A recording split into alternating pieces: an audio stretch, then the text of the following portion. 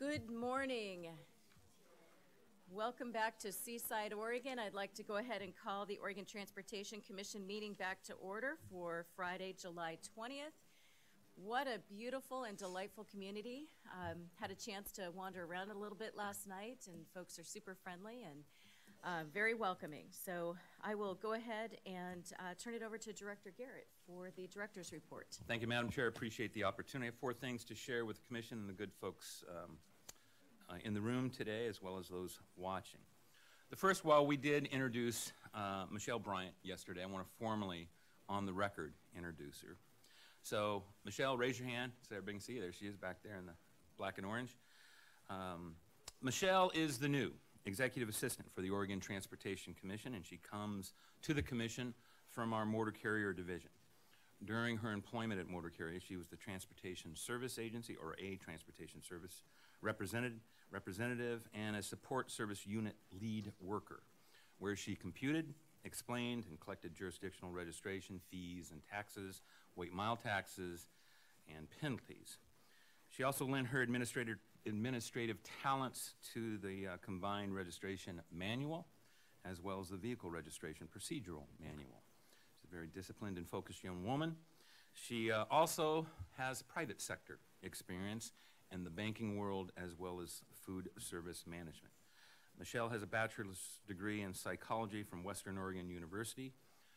Michelle's education, private and public sector experience, and her overall aptitude will no doubt serve the Commission well. So please join me in welcoming Michelle to the team. Now, she formally starts July 30th, but we thought we'd bring her on just to expose her to the Commission, and it's my understanding that she got some good material last night that may benefit her as we move forward from conversations with the Commission. Michelle, congratulations. Good to have you on board.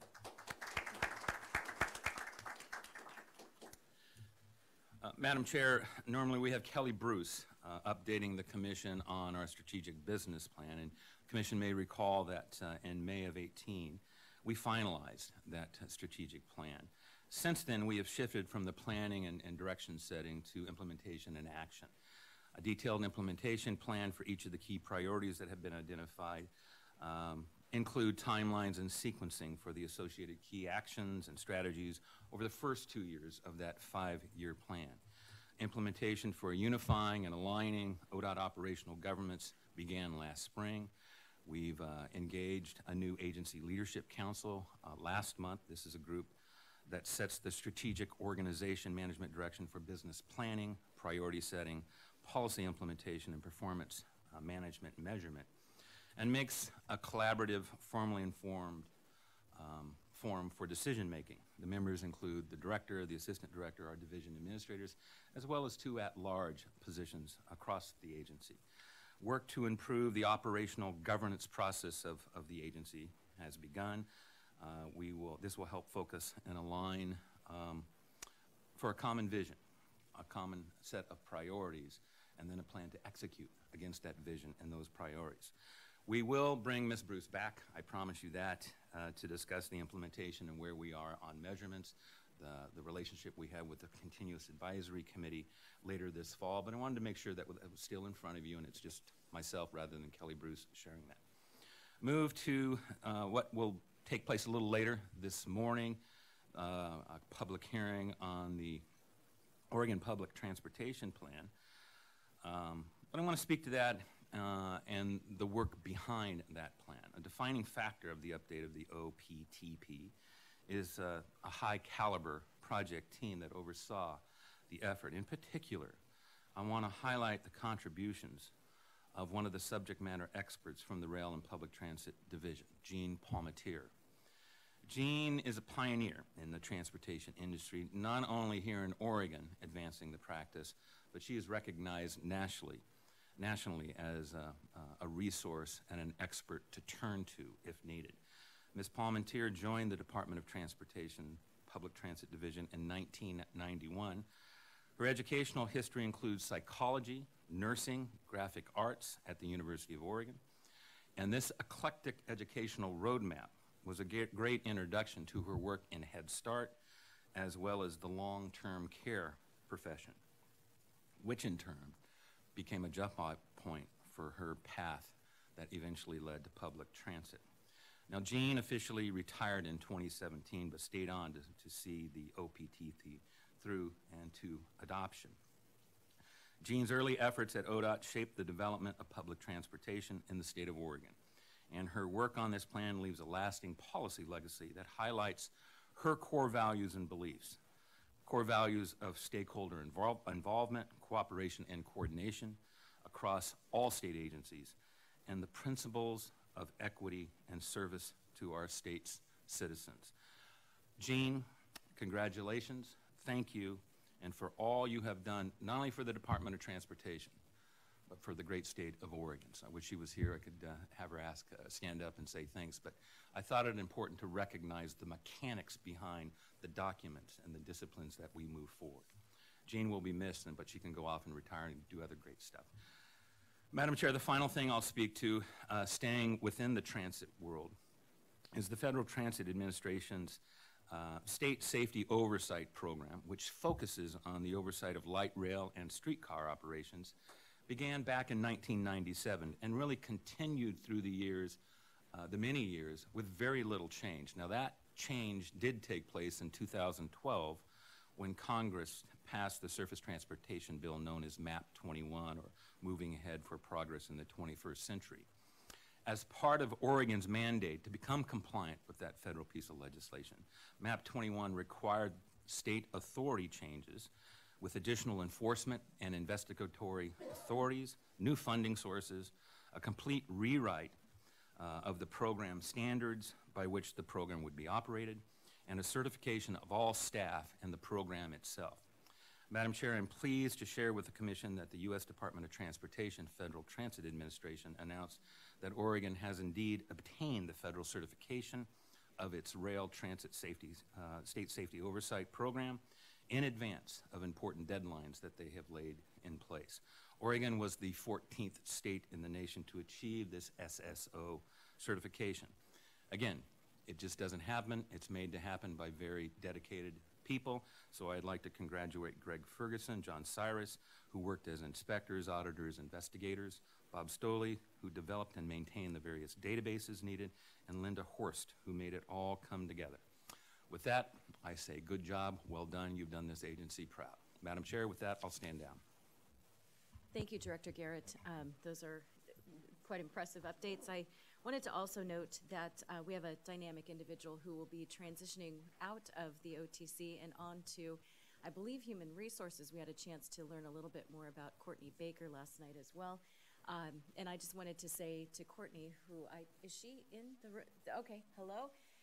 Please help us to thank Courtney for her time and commitment to the OTC in keeping us organized, and which is not an easy task, helping us to have all of the relevant information that we need in order to be informed and to do our jobs as well. So I just wanted to say thank you to Courtney, welcome to Michelle, and really proud of the team that we have as well. So thank you to Courtney.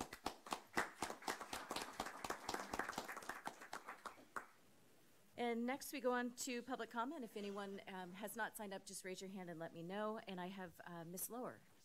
If you'd like to join us, please go ahead and take a microphone, state your name for the record, and thank you so much for joining us today.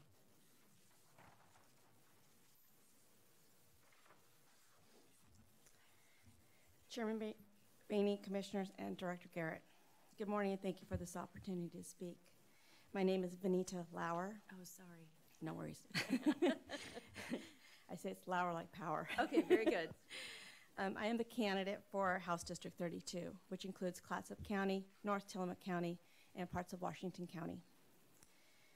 I worked with Washington State Department of Transportation for several years in the Government Liaison Office, supporting the Congressional Liaison, the State Legislative Liaison, and the Tribal Liaison, as well as various tasks for the Secretary of Transportation. I was there from Secretary Dwayne Berenson to Secretary Doug McDonald. I also managed the AASHTO ballots for the agency, and I was the WASHTO archivist for, on behalf of WSDOT. I have worked at WASHTO and AASHTO conferences and at the Tri-State Transportation Commerce team meetings. I share this with you to say that, as you know, transportation is vital and critical. And frankly, it's in my blood, which is probably why I'm so nervous, because it is so important to me. Senator Johnson and Representative Boone, both here today, as well as OTC and ODOT, have done some tremendous improvements to the North Coastal transportation infrastructure. And I'm excited to hear yesterday your acquiescence to Senator Johnson's request for continued dredging. One of the areas I'm hoping this will help us is at the annual flooding, that section that is often at the mercy of the tidal section schedule. I'm also excited, if I heard correctly, of the upcoming resurfacing project in just south of Seaside. While it may be inconvenient, it's needed. Yesterday, I participated in a Tillamook egg tour, and the day before spoke with dairy, food, and seed industry. This and other conversations have opened my eyes to their needs, which encompasses not just them, but the tourism, forestry, and fishing industry that must get commerce safely transported over our roads. One of the other industries, while not bringing the large revenue of the others to the state, but just as important, is a need that we have for emergency transportation of patients to Portland, as occurred last year with my husband when he fell extremely ill. And I followed the ambulance in my car, wondering if he was going to live or not. I was an emotional wreck. He did live, and he's in remission. My friend, in a similar situation just 9 months earlier, her husband did not live. Not because of the roads, not because of the ambulance ride. Well, maybe a little bit. But the ride for the patient is uncomfortable, especially for the EMTs who must perform during the transport. I don't know if you've ever been in the back of an ambulance to get an IV put in. I have. It's scary. So I plead with you to make Highway 26 and Highway 30 a priority in ensuring that the road is safe and viable for the needs of not just the tourists, but those of the North Coast citizens, our daily commuters. I'm sorry, since November, we have had several fatalities on Highway 30 and Highway 26. We have daily commuters. My husband commutes to Vernonia every day to teach. We are both teachers now.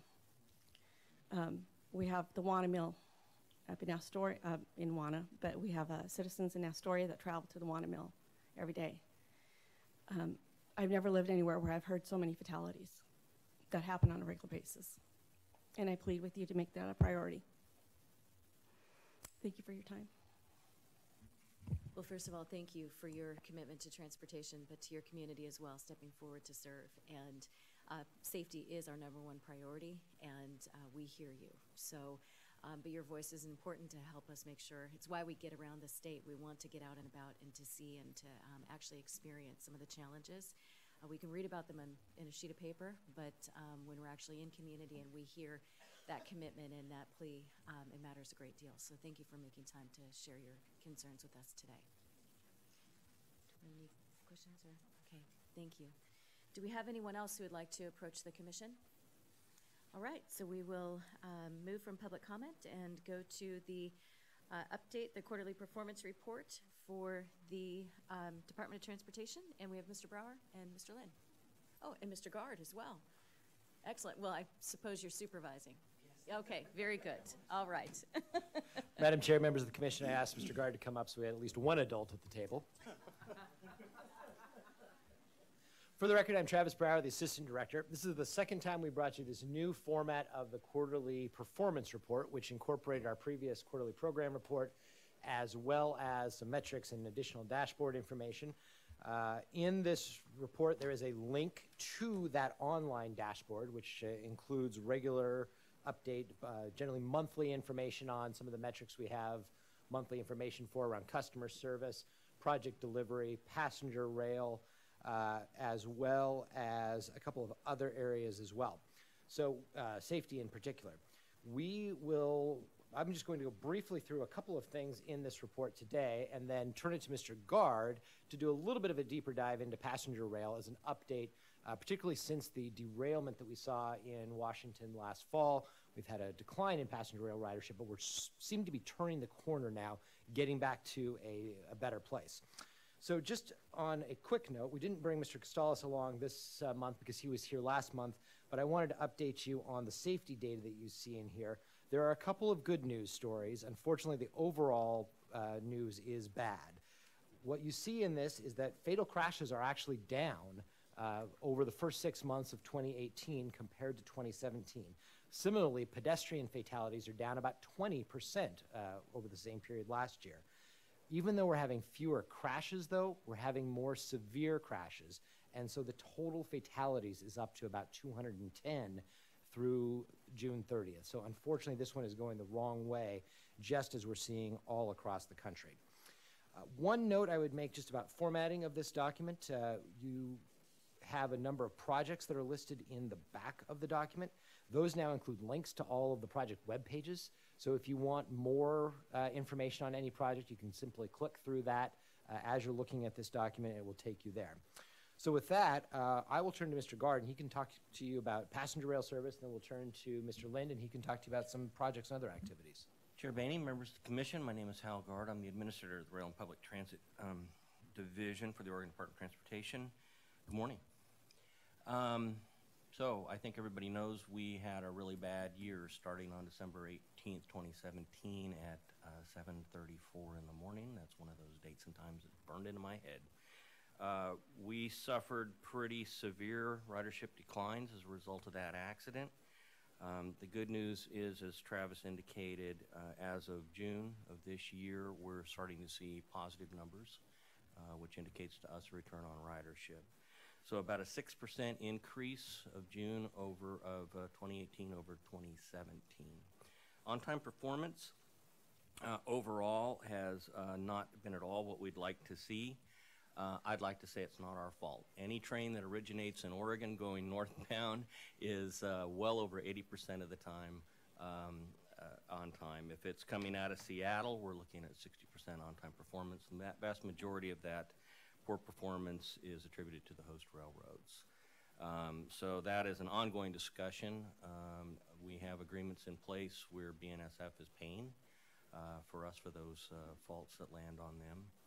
Other items of note, NTSB started their hearings the second week in July into the cause of that accident. It's still under investigation, so we are not at liberty to speculate on findings, but that work is proceeding, and hopefully we will have that investigation shored up shortly. We are in active negotiations with insurance companies to ensure that we recover all costs that the state of Oregon incurred as a result of that derailment. In fact, next week I'll be spending a good piece of my time in Seattle engaged in those conversations. That's the high-level overview. If there's any specific questions, I'd be happy to answer them. In the document, I think it's page 10, it is very telling.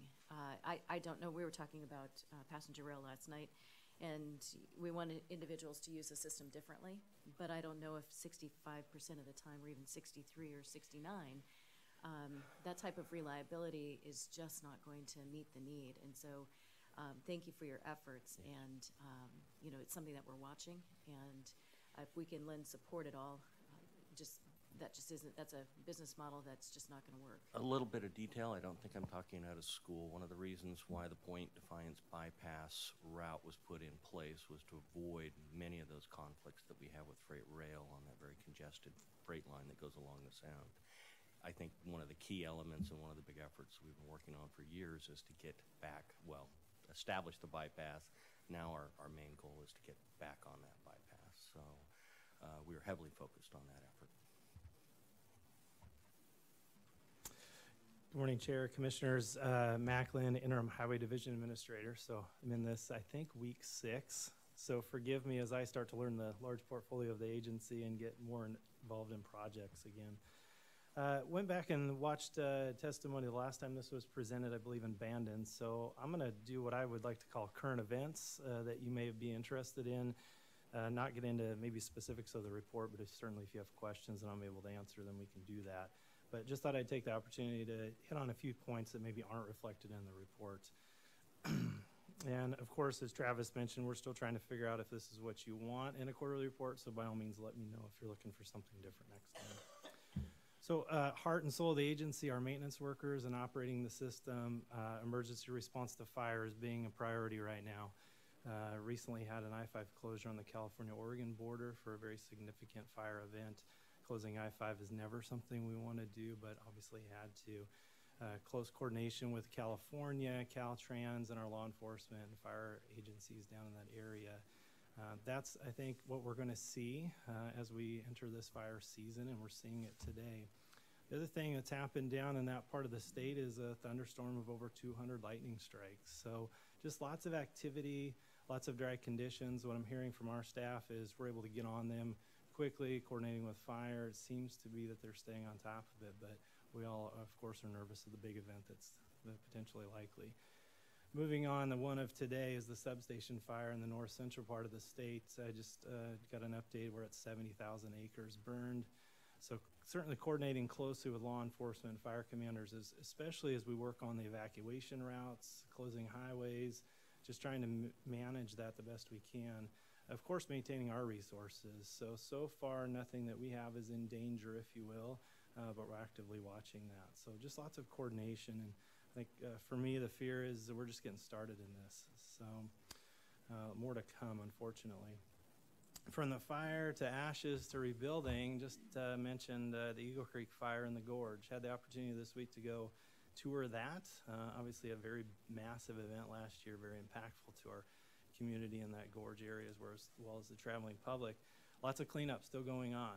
The historic Columbia River Highway is still closed. The trail's still closed. So we're on the verge in the next month or so of reopening that, the historic Columbia River Highway, in a phased reopening. So we're going to go to one-lane travel in one direction, opening one lane to biking and walking, so it's a little safer. But the big concern is just a lot of falling debris.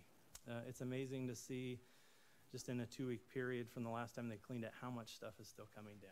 So that's going to be an ongoing, continual maintenance issue for us for a while, I believe. Currently, they're working on putting up a rock fence in some of those critical areas so they can reopen it. So I just wanted to draw your attention to that as we move towards recovery. Moving on to probably the biggest thing we've been working on in the agency the last couple weeks is Big Fix PDX. So I know the commission had a lunchtime briefing on this in May, just as we closed down the I-84 to I-5 ramps. Had the opportunity this week to go out and get on the site to see how it's coming along.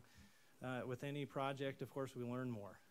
And one of the huge challenges initially was just how we get the grinding of that deck, and the contractor, Hamilton Construction, a great partner in this effort, had to bring in some larger equipment than they had planned, trying to stay on top of that schedule, which is so important, obviously, as we're impacting traffic. So good partnership moving forward. Next week, early next week, we'll start to transition to the next phase, which is I-5 westbound to I-84 westbound to I-5 northbound. So, right, going north to the Rose Quarter. That's the one I think we're most concerned about, just a lot more traffic moving in that direction. So, tight environment.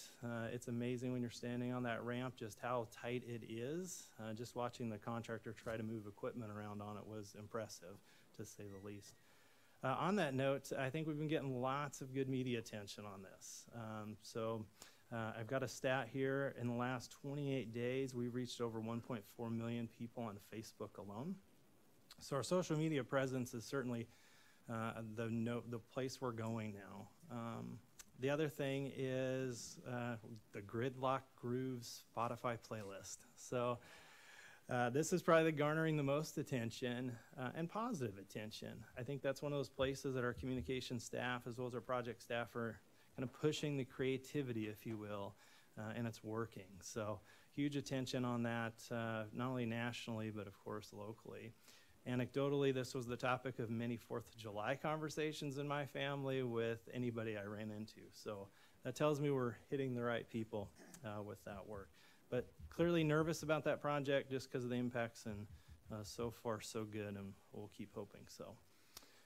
Next, starting today down in the Eugene area, significant projects down in the Eugene area, but tonight we're going to start closing 5 weekend closures on the Beltline, so right around that rim of Eugene Springfield. As we continue to work on that balancing act between safety and mobility, how do we find that right balance? And working with our law enforcement and agents or industry partners and the contractor, which is Knife River in this case, moving to 5 weekend closures on one side and moving all traffic into a single lane in each direction. So really isolating the workers on the one side to try to get the work done efficiently and safely. Excited to see that project come along. It's one of our pilots, if you will, to see what are the impacts. Tons of media press on this. Huge media event yesterday with the local community. Not only those folks that live there, but the tourists traveling to and from the coast. So very active watching how that project goes. Down in Commissioner Callery's area, lots of excitement going on around Reedsport. Culverts, culverts, culverts. That's what I keep saying.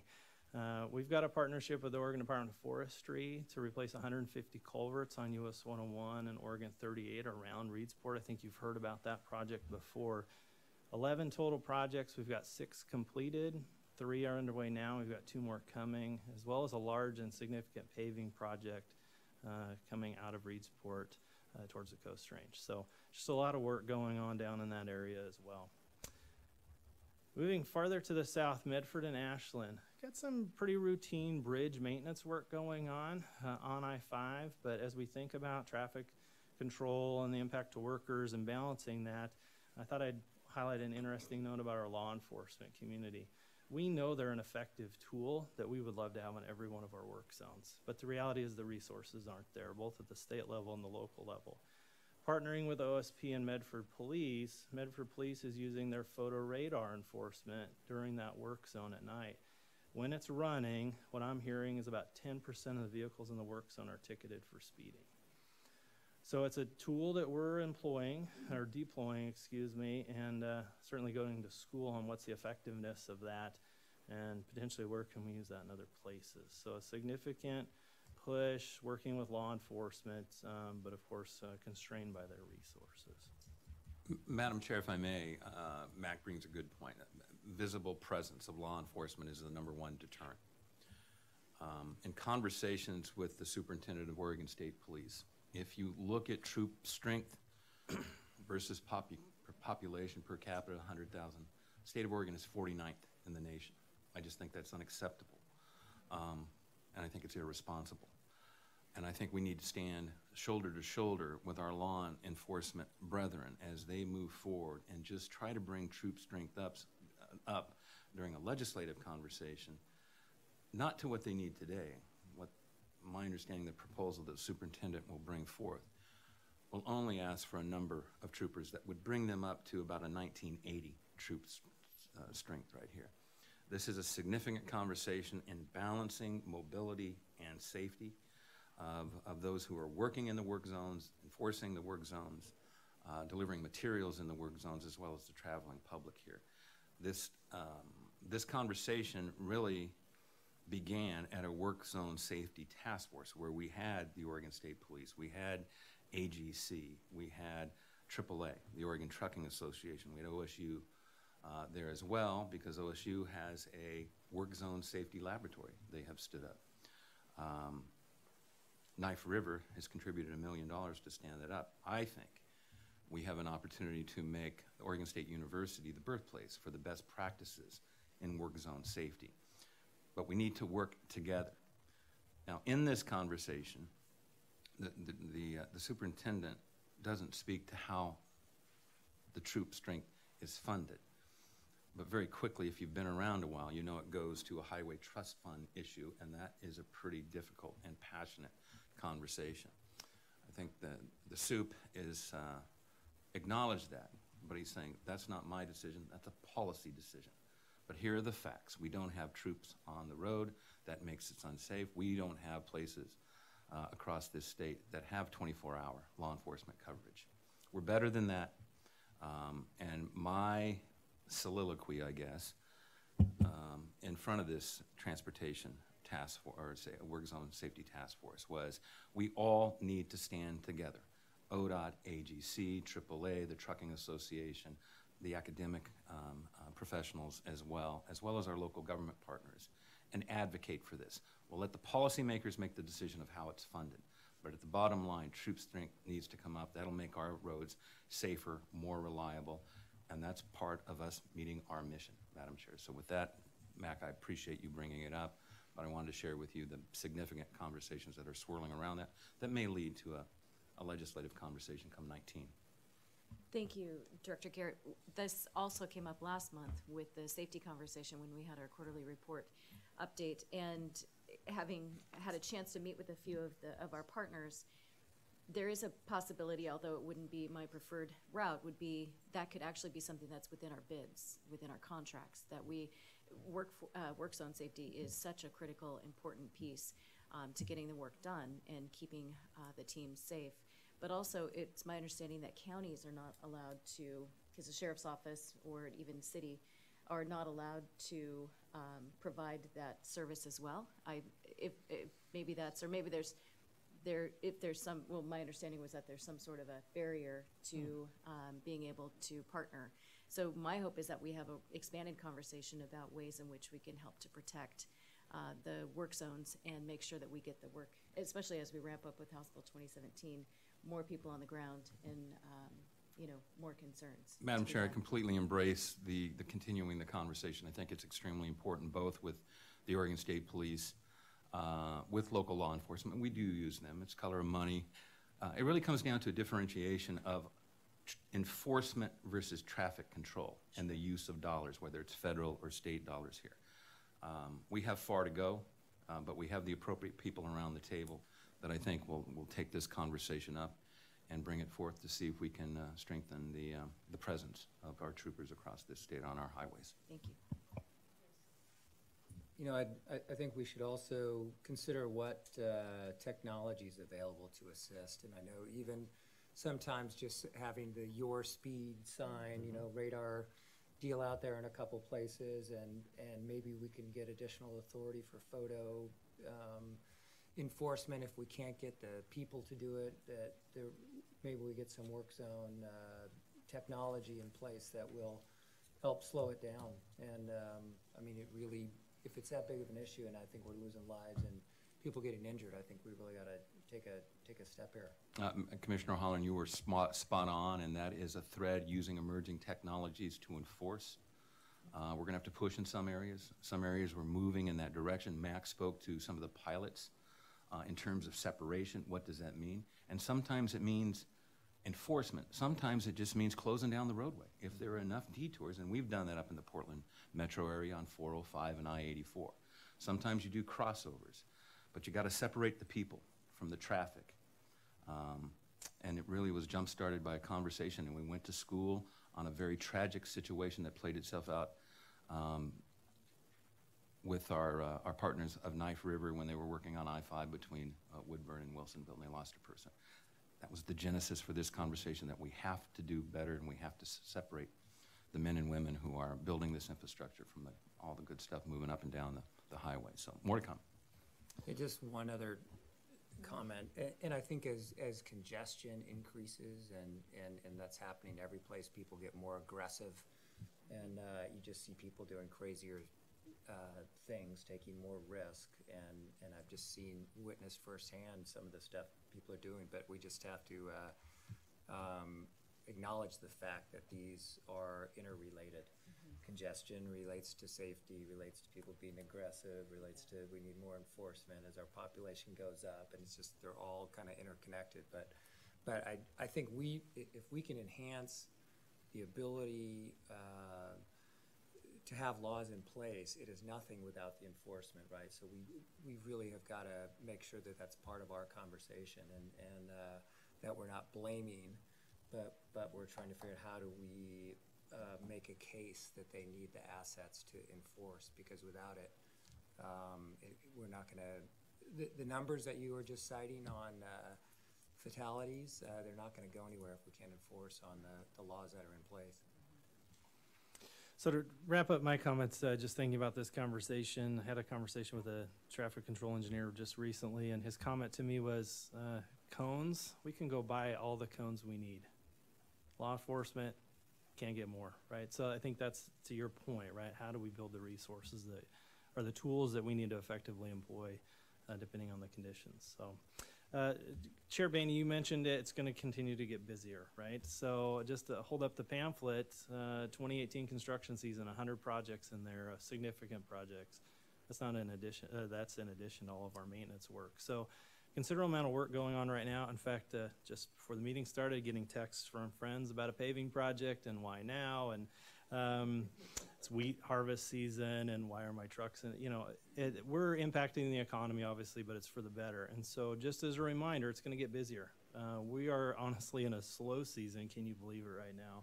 As we start getting into House Bill 2017 funded projects, it's going to continue to get busier. So as we push our staff, our consultants, our contractors, obviously focusing on safety, mobility, and how do we lessen that impact and get there. So with that.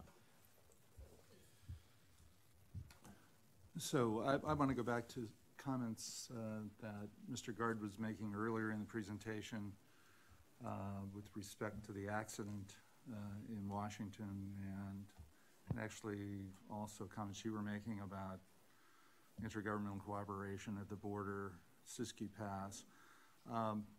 We do have this meeting coming up between the three transportation commissions of Oregon, Washington, California next month.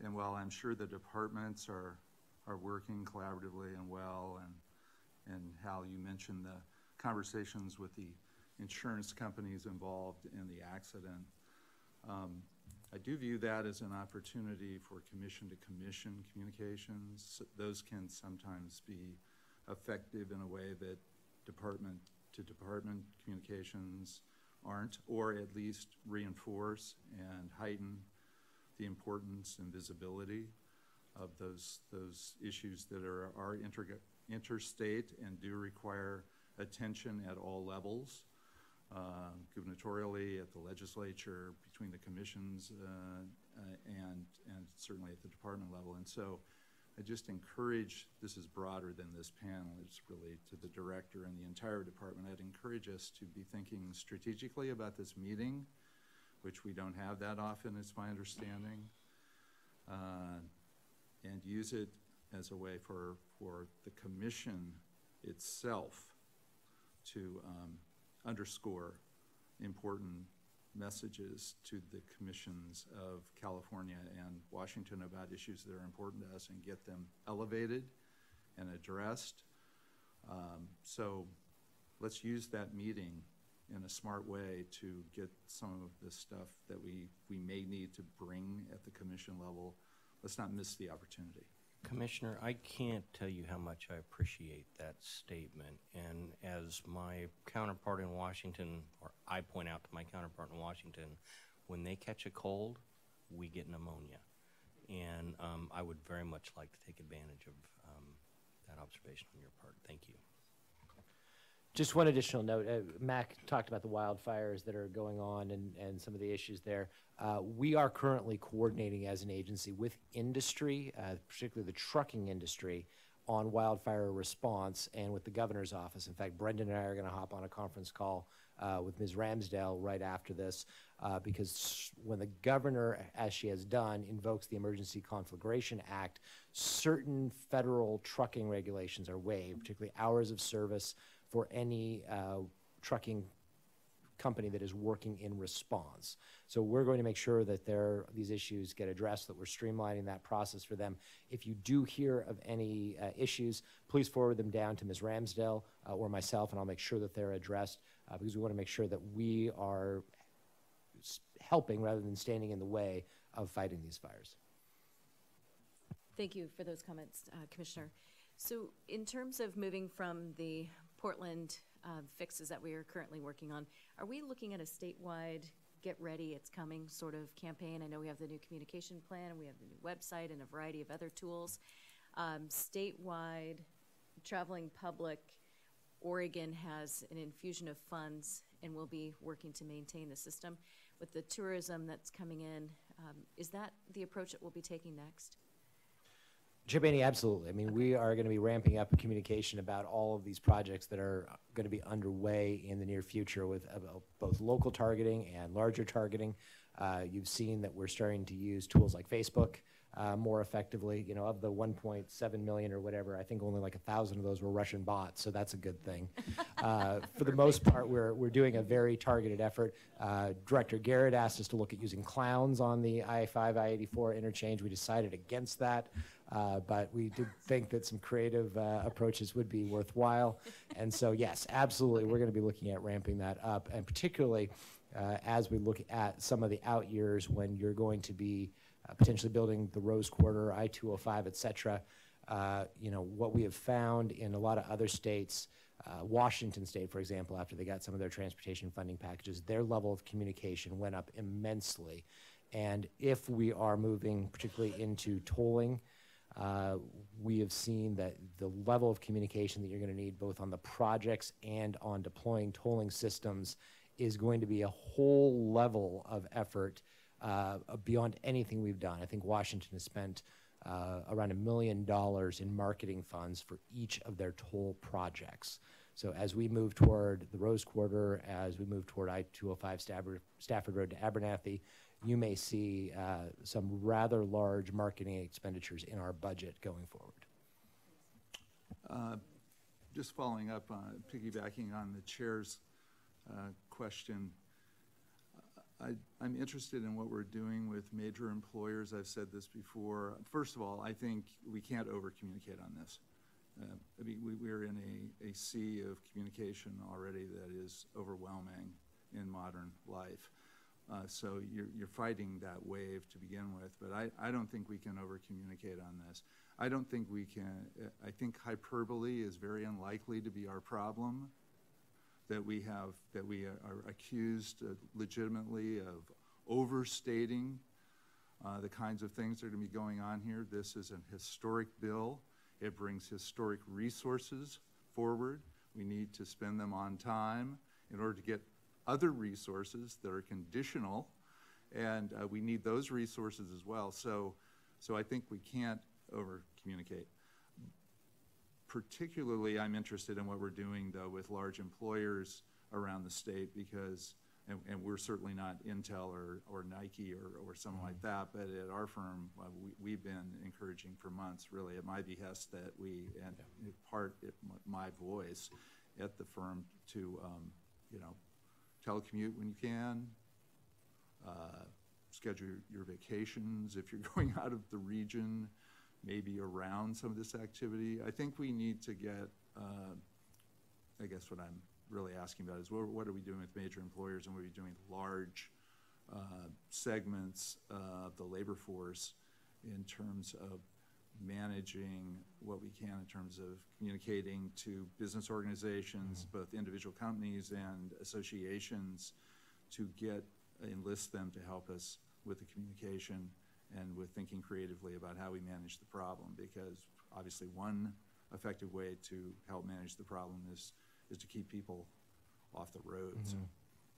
Yeah, Commissioner Van Brocklen, I think as we talked about at the lunch meeting when we briefed you on the I-5, I-84 interchange, that we have worked with some of those large employers, both to find out when would it make sense for us to schedule some of these things, as well as with the transportation management associations, which are typically, you know, sort of local groups that work with employers on managing transportation, the transportation demand management type work, to do that. And I think you'll see a whole different level of effort with the Rose Quarter when you're talking about a multi-year project that is going to pinch down I-5, you know, that central artery, in a way that will make this big fix look like a minor impact to transportation. You know, on the hyperbole front, we do always have to be mindful of the fact that transportation agencies are occasionally charged with crying wolf, because when you have a shutdown like this, you do the traffic modeling based on what the existing traffic volumes are. If you're successful, you change behavior, and so you don't have the impacts that you modeled. And that's what we've seen exactly in recent weeks. I have seen it, though. There was a project in Seattle where they had lane shutdowns on I-5. and they did the massive, Carmageddon, you're not going to be able to get anywhere, don't go. And the first while was great. And then everybody said, well, WashDOT was blowing smoke on that one, and everybody hopped back in their cars, and then WashDOT was proved correct. So we have to have that sort of measured approach, but you're right. We were absolutely, there is some level at which hyperbole cannot go far enough, if only in the sense of trying to ensure that people are well aware and can make those behavior modifications that are going to be needed if we don't want complete gridlock to shut down the system. Just add one thing on that note. Transportation options, a key strategy of our agency, and in your report is an update on that, kind of some of those efforts. But I know we're going to school in that area or that discipline right now with the big fixes. The trunnion replacement on the I-5 bridges is the next one coming. Hearing conversations already to that regard of what can we learn with our transportation options partners today to then expand that as we move forward. And then Chair Boehne, to your question, maybe outside of the Portland area to some extent, is how are we using our acts to engage in that conversation, and using them as that filter for us? Is our message getting out and allowing that local perspective to happen there, and utilizing those resources to help spread the message? So wanted to get that point too. We've reached out to Travel Oregon, and we've worked with the chambers, and there's just a variety of partners that we want folks to be aware of. Thank you. Please. One question, and I'll just direct it. You guys can figure out who to answer. But what are you doing with the trucking industry as far as communicating with them about these types of closures or diminishment of the capacity of the system? Yes, I think Travis mentioned Ms. Ramsdale, Motor Carrier Division Administrator, certainly a strong connection point with her stakeholders, being AAA and Trucking Association, lots of coordination. Fire is a great example of that need for that communication. That's a big event. But otherwise, when we're issuing permits, letting them be aware of the conditions that they're going to experience, they're all connected too, right? They're a very connected industry. So the message obviously is broad, but those focused conversations, especially with our carriers, information at the port of entries, so they're very aware of what's going on. And then I would say technology is a great use for that. They're seeing on their apps that they're using about how to transverse the state, knowing where those work zones are. So active conversation for sure. Yeah, and I'll add that in advance of scheduling projects, we have a mobility committee that meets with the trucking industry and works out some of those, just as we did with the Rose Garden or Moda Center and others, about how should we stage this. And then we do the trucking advisories, which are blasted out by email, but we also know that not every trucker is looking at their iPhone. They shouldn't be, in fact. So we mail those out, and all of that information is on TripCheck. So we do our best to make sure that the TripCheck website is fully populated with every piece of that traffic data, so that the trucking industry in particular uses that on a regular basis. And they have more and more technological solutions in the cab that can help them with this as well. How do you think that trickles down to the forest products truckers? I mean, the guys hauling logs out of the woods that are coming onto the system. Many of them are not very social media oriented, and I worry about them because they can get in the middle of something and not even be aware of what's going on. Yeah, for the most part, I think they have. They probably understand their local routes fairly well. I mean, they're driving, from the woods to a mill typically. A lot of times they're staying off some of the major highways, and all that information, especially bridge weight limits, which are oftentimes they're on lower volume county roads. That can be a major issue for the trucking industry for forest products, because they need to know when those bridges are weight limited so that they can have loads appropriately. So all that information goes out in a variety of ways. I just heard of one incident where someone from the trucking industry said, "Why do you email this stuff to us? It's not like truckers are checking their iPhones." And then we explained we make sure that all goes out to anyone who signs up for those by hard copy as well. So we're trying to communicate in a multifaceted approach to all of the different industry sectors and make sure that anyone who needs that information has it. Commissioner Callery, that was an excellent question. I think it's not only the real-time conversation we have, but specific to the trucking industry, we have to be extremely proactive just because of the logistics. We're talking weeks so they can accommodate and start to schedule. And that was the level of engagement we had with the industry to ensure that as they can do their predictive logistics, that they understand what's going to go down and when. And that's why it's critical to stay on schedule here. And that's why we're pushing. We're fortunate to have an outstanding contractor working up in Portland on these ramps here. But the discipline to say, this is the window, and this is when it's going to play itself out. Because if we move that, the ripple effect is massive. So it was an excellent question. So is this what we're looking for in terms of a quarterly update? Anything that we would refine or change? Okay, getting what we need? All right. Thank you, gentlemen.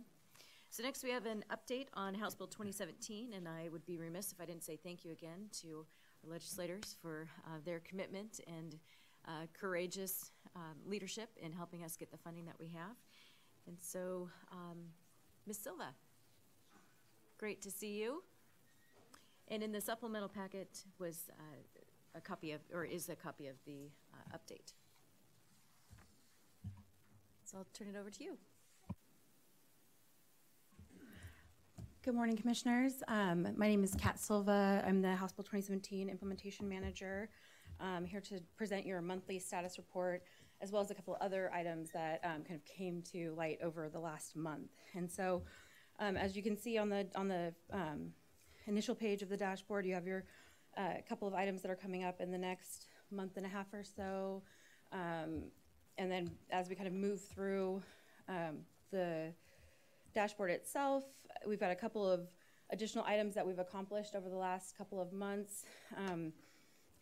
I think I'll call your attention to, the Safe Routes to Schools and the STIF, both those rules you approved last month. So those are two milestones that we were able to check off and our road to progress with those two programs.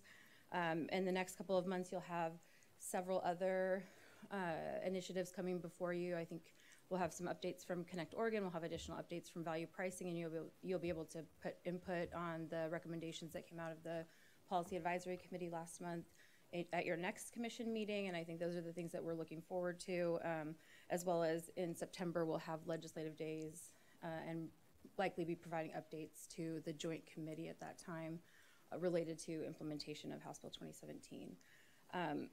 Given that this is just kind of the standard format, I wanted to open it to you to ask questions if you have any about the content here, or if there's other things that you would like to see here that you haven't seen or would like to see in the future. Is there, so it appears that everything is going well, but is there anything keeping you up at night? At this moment in time, no. Okay. And so I think that's a good sign. I keep close tabs and work with all the implementation leads really closely. They send me monthly status reports on kind of the progress of their work, and as part of that, they indicate if any new risks have come to light or if any new issues have come up, and we work at mitigation strategies, hopefully before anything goes wrong. But so far, there hasn't been anything crazy. Mostly just, I think, administrative, logistical things that we've kind of worked out internally. But yeah, things are definitely on track, and I think everybody is really excited about how well things are going. Well, if you're sleeping too well, you need to spend a little more time on congestion pricing. As tough as that is a subject, I think it's going as well as anybody can hope. And I think, so it doesn't keep me up at night in the sense that it's going off the rails. Yeah. And so one thing I will call your attention to as well is there's a calendar that has been created to kind of give you a different view of your dashboard. It gives you kind of the next year and a half, I'd say, of touch points with the commission, what you can expect to see at your monthly meetings and when things are going to come forward. The bolded items are legislative touch points, so legislative days, legislative session, or legislative deadlines, or other statutory deadlines included in the bill, so that we know that we're working kind of towards those things. And then also to build in enough time for your review and your input. You'll start to see that things that have deadlines will be backed up kind of 3 months to give you kind of, here's a briefing on what you're going to see, here's time for input and additional questions before we reach that deadline. And that's what we're working towards internally, is to kind of have items and work product ready for that initial meeting for your feedback and kind of review. When are they back in session? What's the schedule? Is the regular session scheduled? Do you know when it is? I'm not sure. February. Yeah. So we got a ways to go, and then, We'll have legislative days in September and then also in December. okay, So we'll have Yeah. updates of both. okay. Yeah. Any other questions here or anything? Okay. And then lastly, in your supplemental packet, you'll see that there is a letter that we received from the Secretary of State and then also our response to that letter. As you may recall, the Secretary of State in the fall put out their annual audit plan, and as part of that, they included their kind of first time ever real-time audit of an agency's work. And lucky ODOT, we are the selected agency to be real-time audited by the Audits Division.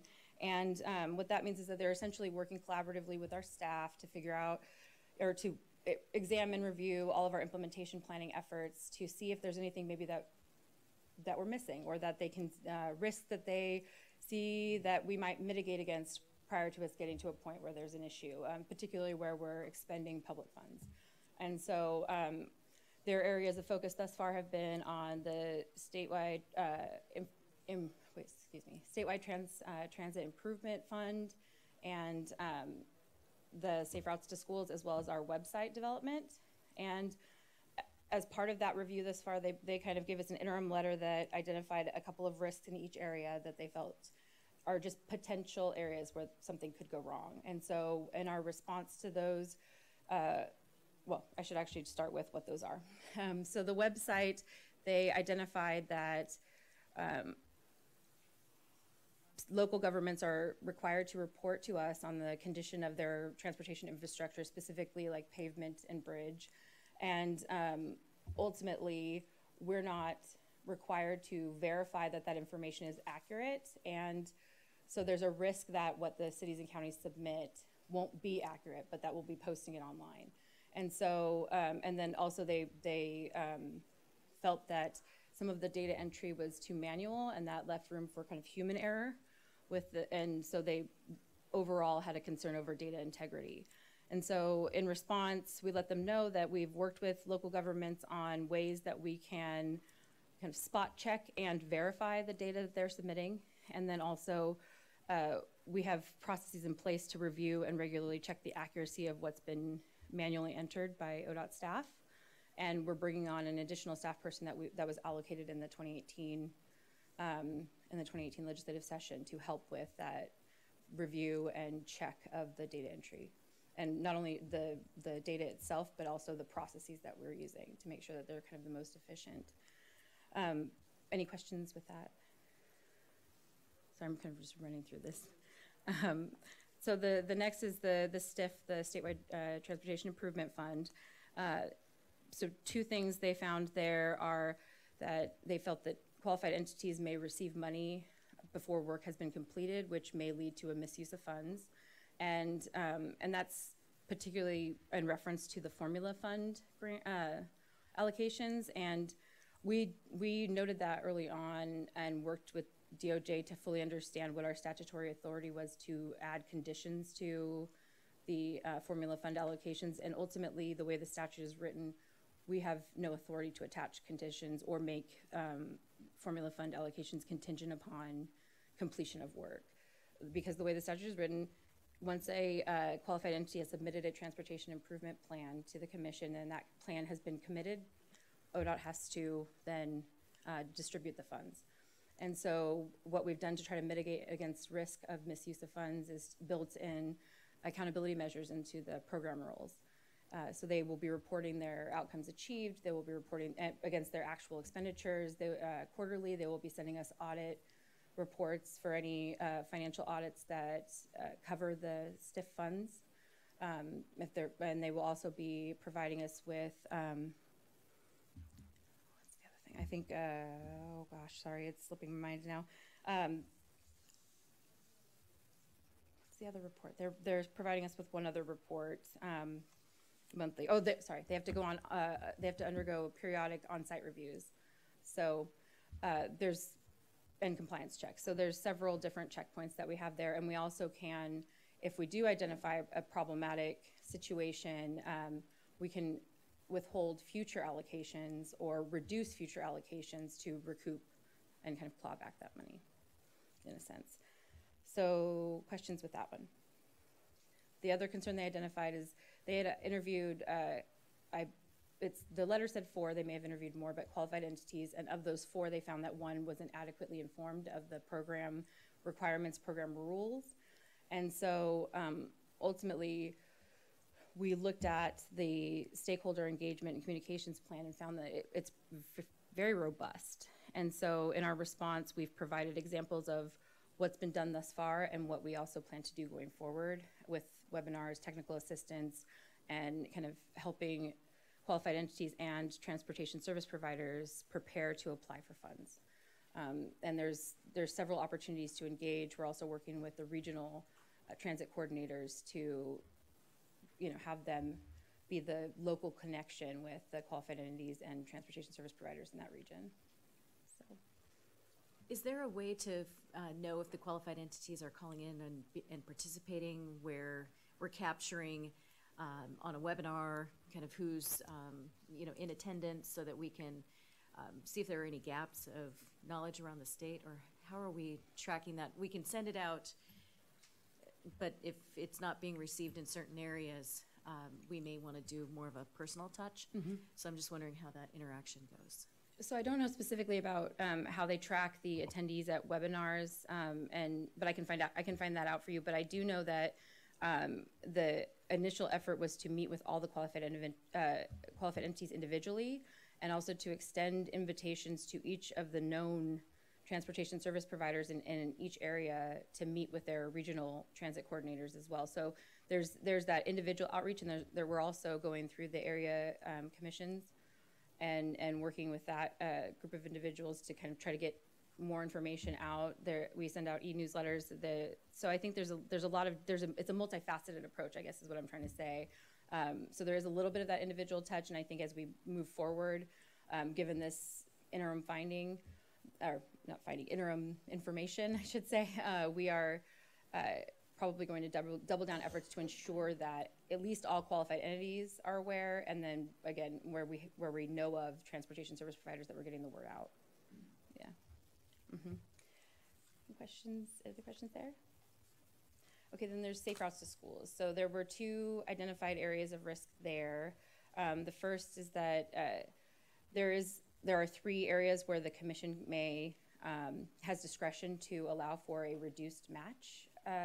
And of those 3 areas, there's one that ODOT doesn't have a database that we can go to reference and verify whether or not an applicant qualifies. So essentially, if the Safe Routes to School applicant is and the project is near a school that has Title I status, or if they're in a city with a population of less than 5,000, I believe, those are the first 2, and we can easily verify that information. But then there's the third, which is if the project is in a priority or has priority safety corridor status, and that's not something that you can that we can easily just verify, but we are, and that applicants can self-certify that they qualify in that way.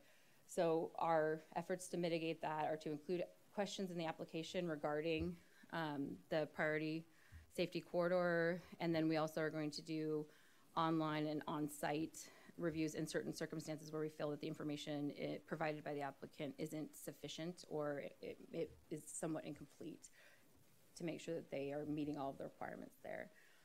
And we're also including information, or including, I guess, provisions within the grant agreements to ensure that they are qualified to receive the reduced match, and if we find that they aren't in some way, that they will pay that back, pay the higher match. So, and then the second is that, the second was that applicants may not be ready to receive funding, in the sense that they may not have adequately done, I guess, the due diligence to ensure that there aren't drainage issues or utility issues that may impact project cost overall, and their overall readiness to proceed. And so the way that we've mitigated that is to include questions regarding readiness in the application, and also to include provisions within the grant agreements that speak to readiness. So those are that's kind of both their interim findings and our responses. Do you think there would be any benefit to a pre-qualification process? I'd gone through that in the past, where we had a project and you went through a pre-qualification to meet some of the issues that you're talking about now, and do you have the resources to do that? So I don't feel like I know enough to answer that question adequately. I think I might call to Jerry if Jerry knows, because I don't want to misspeak. But I do think, from what I understand, that it would take additional resources and may not. The risk isn't sufficient enough to require the legwork that it would take to create a process around that, and the resourcing dedicated to that. But great, you did really well. So, for the record, Jerry Bohard, a TDD Division Administrator, I think a lot of what Kat has said is true.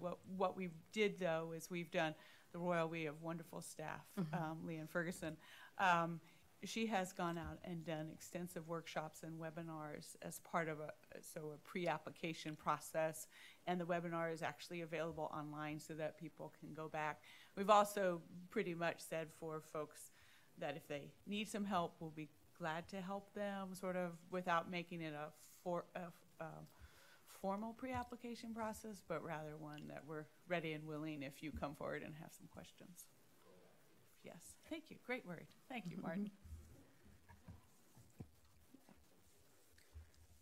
Any other questions with that? Well, I just wanted to say, having had an opportunity to interact with the Secretary of State's office on our real-time audit, sometimes just the word audit can bring about a hesitation of interaction. And I was really pleased of the thoughtfulness and the approach by the Secretary of State's office of really, we have historic funding, and we, of course, will have risks. And the more eyes that we get on that in real time, being able to make sure that there isn't something that we're missing, or really sometimes it underscores things that we've been concerned about or maybe had a hesitation, and to have a professional set of eyes looking at that in a neutral way that's maybe not as close to the work as we might be, is a benefit. But I also want to say thank you to the agency, because I think being open and welcoming of additional opinions and thoughts is bettering all of the work that we do. And so I think on both sides of that equation, I'm pleased to see how things are going, and appreciative of the work. Agreed. And I think our staff, from just engaging with them and with the Secretary of State's office as this has been progressing, we're all on the same team and have the same goal in mind, which is that this is successfully implemented and that the public funds are used appropriately. So we're all on the same page and working together and collaboratively. So it's been a good process thus far. So lastly, there is an overview summary of where we're at with the recruitments related to House Bill 2017 as well. I don't know if you all have that in front of you, but it essentially just gives you an idea at this point in time as to how many recruitments we have active and moving forward, and what we consider on track.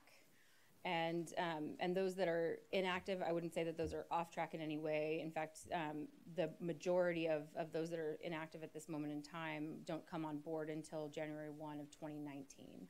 And so we're keeping a close eye on the progress of the active recruitments, and I'll be bringing back a more detailed summary of where we're at in September, specifically, how many positions we filled and those kinds of things. But right now, I think our primary focus and drive is to have the positions filled as quickly as possible, and we've been driving towards that essentially since the end of the February session for all of the 2018 positions. In a tight labor market, to be at 79% filled and active really states a lot about the agency and our ability to recruit, and a lot about the efforts that are currently underway. So thank you. A lot of eyes on this. So. Right. Well, it will make or break our ability to fulfill the obligations that we have in House Bill 2017. So I'm appreciative of that work. Perfect. Any That's other all I have questions for or you this comments? month. Yeah. Thank you. Okay. Great job. Thank you. Next on our agenda, we have Ms. Heisch. If you'll join us, we have an information presentation on conflicts of interest and ethics law. Dun, dun, dun. Yes. And I'm concerned about the level of material that you've brought with you. If you could just give us the cliff notes, that'd be, no, I'm just kidding. I was going to say, is that all you brought?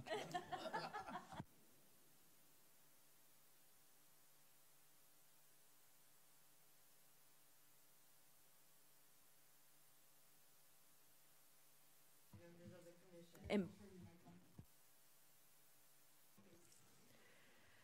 Chair Bainey, members of the Commission, good morning. I'm Bonnie Heitch, and I'm from the Department of Justice. As you know, in your role as a Commission member, you are considered a public official, and public officials are subject to the Oregon ethics laws. House Bill 2017 also added some additional ethic considerations that you, as transportation commissioners, have to abide by. And it's unique to your role on the commission. And last month, you adopted some temporary rules to help sort out and define some of those terms. And I think those were temporary rules, and we're in the process of moving through the permanent rulemaking process. The attempt of those rules were to align some of the new obligations closely to the Oregon ethics laws. But there are several differences that, and nuances that I'm here to explain where they may vary from the ethics laws. It's my understanding that in sometime this fall you will be trained up by the Oregon Ethics Commission. There'll be a small training on the Oregon ethics laws to just address some of the overview of when these arise. My job today is just to flag where we're a little bit different. To begin with, as a commissioner, you need to declare conflicts. And the definition of a conflict under the Oregon ethics laws, which you must adhere to, is any action or decision or recommendation that you make as in your capacity as a commissioner, and the effect of which would, it's an absolute corollary connection, be to the private financial benefit or detriment to you or to one of your relatives, which is defined, or any business interest that you may have, or which your relative is associated with. The Oregon ethics laws have very good definitions. It's been well vetted. We understand what that is. In addition to that, as Oregon Transportation Commissioners, you also owe a duty of loyalty to any third-party beneficiary. And if you have that duty of loyalty to a third-party beneficiary, that is considered a conflict, and you need to declare that, and you cannot participate in decision-making. Duty of loyalty has been defined as a legally imposed duty to act in the best interest of and to whom the commissioner owes the highest degree of loyalty. It's not a legal definition, it's just how it's been defined in the rules. And this most likely would arise in an attorney-client relationship, where one of you may be a trustee to another person or entity, or possibly an oath of office that you've taken for a secondary position in a public office. The other change that's a little bit different is that under the ethics laws, where public officials declare actual conflicts of interest, but if they're unable to move forward with that vote because everyone is conflicted out or a sufficient number of members are conflicted out, public officials can participate. They just can't participate in the public discussion. They can continue to vote. Business can move forward. I call that the escape hatch. You, as the Oregon Transportation Commission, do not have an equivalent escape hatch. So if a number of members are conflicted out and we do not have sufficient members to take action, we cannot proceed. The validity of the decision, a third issue that we're not sure what the answer is, but under the Oregon ethics laws, if a member, a public official, failed to declare a conflict, the decision that the commission makes, it will not be invalidated solely because of the failure to declare that conflict. Under the OTC statute, we don't know what the consequence of that decision is, and it's possible that it could be challenged and maybe invalidated. So I would encourage everyone to, I mean, of course you want to follow the ethics laws, but it puts our decision-making maybe somewhat at risk if conflicts weren't declared. And then again, on personal consequences, the Oregon ethics laws are very clear that an individual that is hasn't violated or is suspected of violating ethics laws, they may be, and then there's an administrative hearing process, and if it's found that something went awry, they're subject to civil penalties, and you're not that public official is not entitled to any kind of representation from the Department of Justice. So the administrative and legal fees would be on that public official. So again, a good reason to scrutinize your potential for conflicts. Certainly want to work with you if you have any questions. Want to make sure that everybody understands when and how, so that we don't run into any problems along those lines. And again, in the fall, I believe you will have an opportunity to scrutinize what the ethics actual conflicts of interest laws are and potential conflicts of interest, which there's a distinction on an actual conflict of interest. There's a direct pecuniary interest to you and your family member, and a potential is where there might be a conflict. It's just declared, and then you can proceed and vote. So that's the summary, and I can stop right there. So, Ms. Heisch, so your role in terms of reviewing our agendas, and I know there have been a handful of times where you have flagged a question.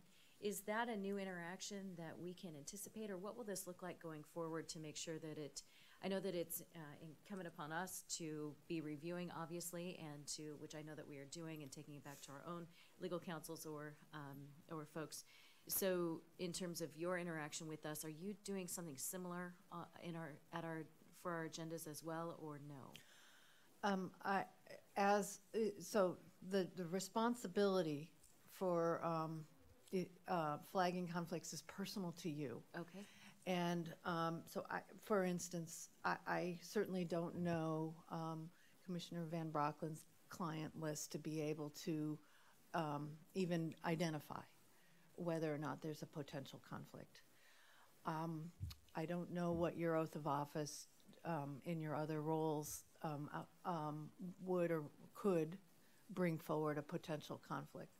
Once, if you flag a potential conflict or you're concerned of a conflict, then we can scrutinize the agenda to look for where there may be some potential there. Again, the responsibility then falls on you as a commissioner to either withdraw from the decision-making, declaring and withdrawing from decision-making, or declaring a potential conflict and engaging in that decision-making. We're here to help, but we certainly don't know your conflicts, and certainly the duty of loyalty, the third-party beneficiary issues would be very personal to you, and we wouldn't have any understanding of that. So as I look at even this month's consent agenda, which is typically where we tend to find these, I know that Commissioner Van Brocklin has been going forward with making sure that client lists are matched up with rights of right-of-way and acquisition and a variety of other things. But if we look at item 13, so a STIP amendment that would be in Deschutes County. So I've taken an oath of office to uphold the Constitution of the United States and the Constitution of the State of Oregon. But outside of other loyalties to, I wouldn't naturally benefit from a project happening in Deschutes County.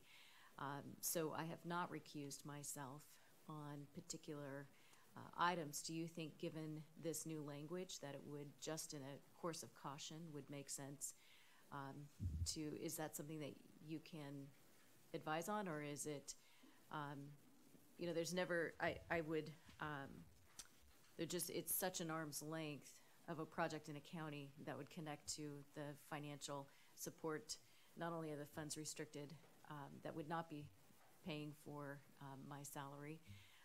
Is there any hesitation that you would garner out of that? So my suggestion would be that you at least declare it as a potential conflict of interest on the record. Okay, very good. Please. And I just wanted to clarify, when you say personal, does that include family as well? If there were a member of your family that had a potential conflict, Yes. Okay. It does. And that training really delves down into the nuances of it, and fairly new members to this commission, and I'm not sure when the last training occurred, so I think it's probably a good time to refresh. I'm sure that you probably received at least the statutory language and some information when you were sworn in, but sometimes it's really helpful to go through the what ifs and kind of get your arms wrapped around it, because the last thing in the world we want is to inadvertently walk into a conflict that you hadn't considered. Given having sat on other state councils and commissions, this is different than just your own personal conflict or benefit.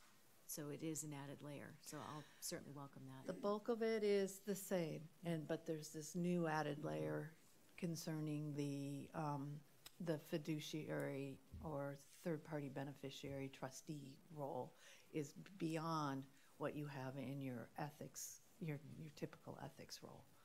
Great. Any other questions or comments? Please.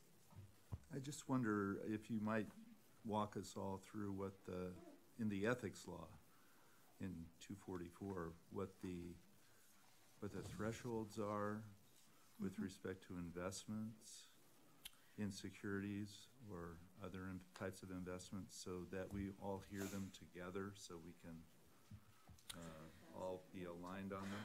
Sure. So this is the could, a potential conflict of interest, which you could declare and then still move forward and vote on. And there are 3 exceptions to a pecuniary interest or detriment that would arise or not arise. And Bonnie, can I just to clarify that because you could have a conflict of interest, you should declare. Correct. Okay, thank you. But you don't need to declare in 3 areas. So it's exactly the same as an actual conflict of interest, except you don't need to declare in these three areas, and I think this is what you're getting at of the threshold. Yes. The first one is that you have an interest or membership in a particular business industry, and it's a prerequisite of holding office or an occupation. So if something, you're a member of the state bar, and so if you don't need to declare if I don't know how that would even come up here, but I suppose if one of you were as an engineer or there was something that happened that within ODOT. The second one is the action would affect to the same degree of class of all of the inhabitants in the state in a similar manner. So when you adopt policy that would affect everyone in the state in the same way, you don't need to declare that potential conflict of interest. And the third one is when you are on a board or a membership of a nonprofit organization, and you don't, and your rep, and you don't need to declare that conflict, except here, unless you have some sort of fiduciary obligation to that board or interest. And I think what you wanted, and I don't have it in front of me, is where you are holding stock in a public corporation, and your interest is less than $100,000. But if you're holding stock in a private organization and a member of your family or a business associate could, or you have some control, then you do need to declare, even if it's less than $100,000. So it's the difference between a public and private. And there are reporting requirements for us as well. There are, and I am assuming that, and those usually go in, I think, in April, but that you are responsible for, and I'm assuming that some people in the back of the room are helping you, reminding you that those are due. Thank you. Thank you very much, Bonnie. Next, we have a public hearing on the Oregon Public Transportation Plan. And I had something that I am to say. Speaking of formalities, document to read. I know it's here in my packet.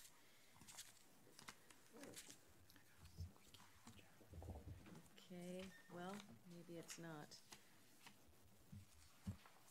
So,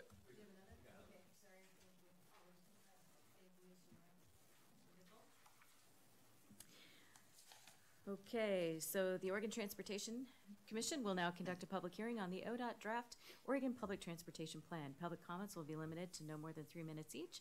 Individuals providing similar testimony, and I know the crowd's going to go wild today, so similar testimony on the same topic are requested to appoint a spokesperson. The Commission has allocated 30 minutes for this public hearing, but we will hear all those who wish to testify, and I will turn it over to you, Ms. Bohart. okay, great.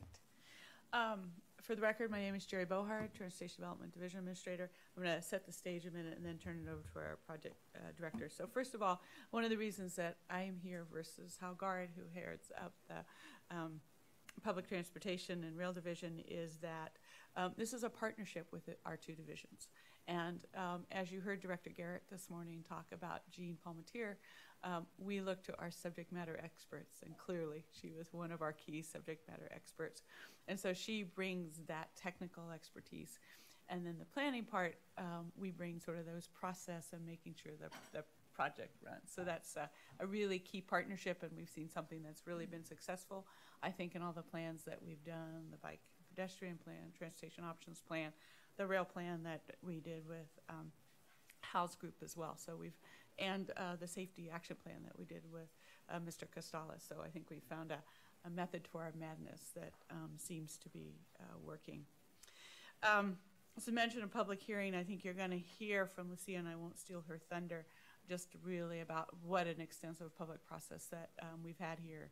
And I think we've received some really good comments. We also have, I think you have in your packet, 4 letters, and we will take those under consideration when we work with our policy advisory committee, and when we come back to you with the final version, we'll make sure that we've articulated what we've done with all of their comments. And I can tell you, looking at some of them, for instance, the ones from Safe Routes to School, one of the things that they don't keep in mind is that we actually, in the bicycle and pedestrian plan, we spend a fair amount of time talking about safe routes to school. And one of the things that we're pretty careful about is not duplicating policies and strategies within our plan. But again, we'll talk about that when we finalize some of the comments. I was heartened to see the letter from the Oregon Health Authority. We have a great partnership with them. They sat on our advisory committee We actually met with the Department of Energy, was it last week, week before last? We were actually hoping, I think we may ultimately see a letter from them as well, and their support for the public transportation. So I bring that up because I think it says a lot about our plan that we have our fellow state agencies being interested in it and being supportive of the work that we've done. So with that, I'm going to turn it over to Lucia Ramirez, who's been our project manager for this, and she'll highlight sort of what the process has been. And I know we at least have one gentleman here who wants to provide some comment. Hello, my name is Lucia Ramirez. I'm a principal planner with ODOT and the project manager for the Oregon Public Transportation Plan. This has been about a 2-year process of developing this with the public and stakeholders, and so we are now ready to conclude our 3rd full round of public outreach for this plan. We've had continuing outreach throughout plan development, in person and online. We've had policy and technical advisory committees that guided us and assisted us throughout, and that's provided a forum for the involvement of stakeholders, agencies, and interest groups. Jerry mentioned our productive partnership. The Health Authority and a couple other agencies have been participating and helping us all out. Our outreach began early with surveys and interviews for stakeholders. We wanted to talk to them to find out what the current issues are that we should address in the plan. Later on, we conducted listening meetings in each region, plus a conference workshop and an online open house to find out about challenges and opportunities that we should address in policy. We shared the draft policies and strategies then later on in presentations to ACTS and stakeholder groups, 3 focus groups, a conference workshop, and online again. We used all that feedback to refine the policies and strategies and develop the full draft plan. We met with you in May when you released the draft plan for its official public review period. And since then, over the spring and summer, staff have made presentations and provided information to about 40 different groups, reaching nearly 550 people altogether. And this is our 3rd round of doing this, so we're doing pretty good, I hope.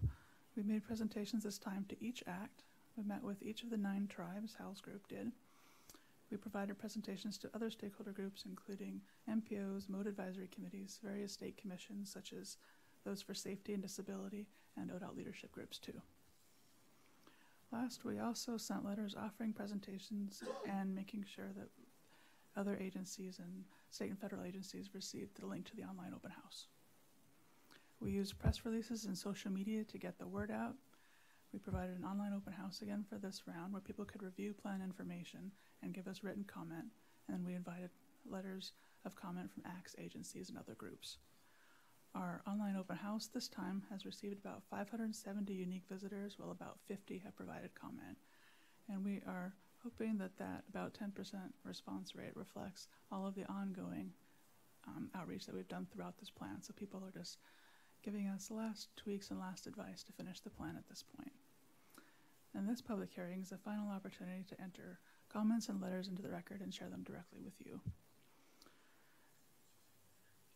From what we've heard so far, from our online open house and our in-person conversations in this round, there are some themes that we've heard. People are concerned about the cost for implementing the plan, of course, and the funds available. There's concern about fast-changing technologies and the new opportunities and constraints that might bring about, from the cost of implementing and maintaining the technology to accommodating automation, and of course considering how transit services may be impacted. Since we don't have a full answer to that yet, we've tried to build a flexible plan with an adaptable foundation. People are interested in continuing to emphasize and prioritize transportation, public transportation investment. Several people in comments have understood that road construction cannot keep up with growth, so other investments in mobility are going to be very important, including transit. And similarly, with value pricing coming up, that was also increased the need for public transportation. There's been concern about air quality, emissions, and greenhouse gases, and how this plan relates to the statewide transportation strategy and statewide goals. People have talked to us about addressing diversity and equity. This has been a theme throughout the plan, and people want to make sure that we keep those themes active after plan adoption. Everything from making sure a variety of people have a strong voice in future state and local plan and program development, to making sure all feel welcome on transit, and considering diversity in hiring and contracting. We've heard mixed things about diversity and equity. Some people have commended us for how we've tried to be inclusive in public transportation plan, and other people still want to push the bar farther and see how far we can take it and continue working on that issue going forward. Last, people have talked to us about ODOT's roles in public transportation after plan adoption. They're hoping that we continue with our role in convening and coordinating. I know we've talked about that. I think Hal mentioned that last time. Given that ODOT has a statewide perspective and relationships with all the players, we can help people find partners if our help is needed.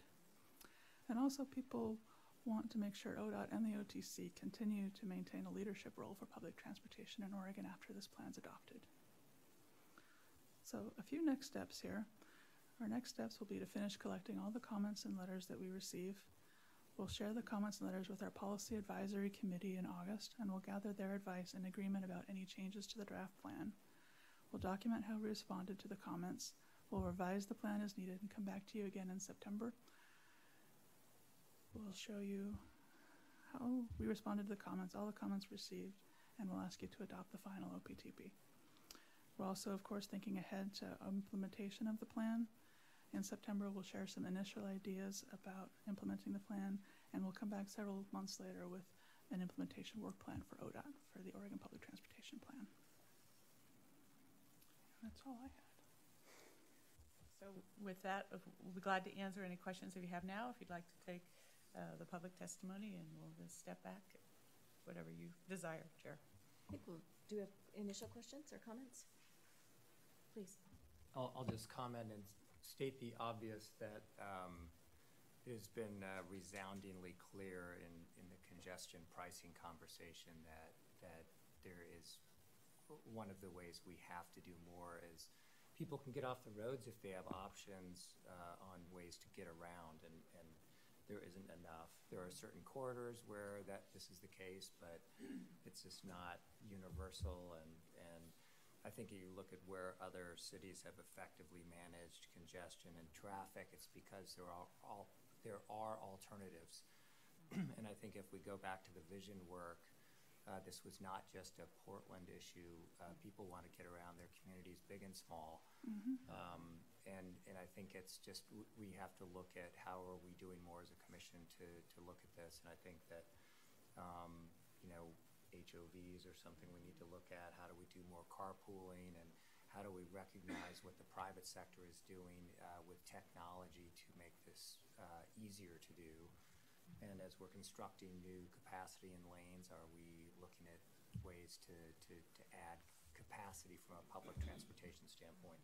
And again, I know this is kind of stating the obvious, but it has been heard resoundingly in the conversations we've been having on congestion pricing. It's just like, make sure there are alternatives. And so anyway, I'm just kind of echoing that. It's not really a question, it's just kind of an opining. Yes. It's an important plan for us to have at this point in being able to guide how we go forward. I think we talked about reliability. We talked about having confidence in the system. For individuals who are choice riders, we need to make sure that they feel that the system is going to meet their needs, or one bad experience and now we've set ourselves back. So I will look forward to what the next steps are, and making sure that this is not just, it's one thing for us to plan, it's another thing for us to keep that alive and actually be moving forward with those strategies. So I don't know if you have comments about that right now, but certainly. Yeah, I think it was a unique plan in that I think it's the first plan we ever did where money came in the middle of it. And so obviously the conversation that you've been having with Hal Gard on the STIF program and the plans that those come forward will be helping to implement this. I think though in the scenarios we saw in this, I think to get to your point, Commissioner, is that we recognize in 10 years we're sort of back where we are, even with the amount of funds that we anticipate with STIF. So you're right, we still have some more work to do. And I think linked to this will be, and we'll get into the workshop, but emerging technologies and what assumptions do we make about that? Yeah, so there's a lot of work ahead of us. So this is just the start. So we'll defer to Mr. Jeff, I think. Okay, so please.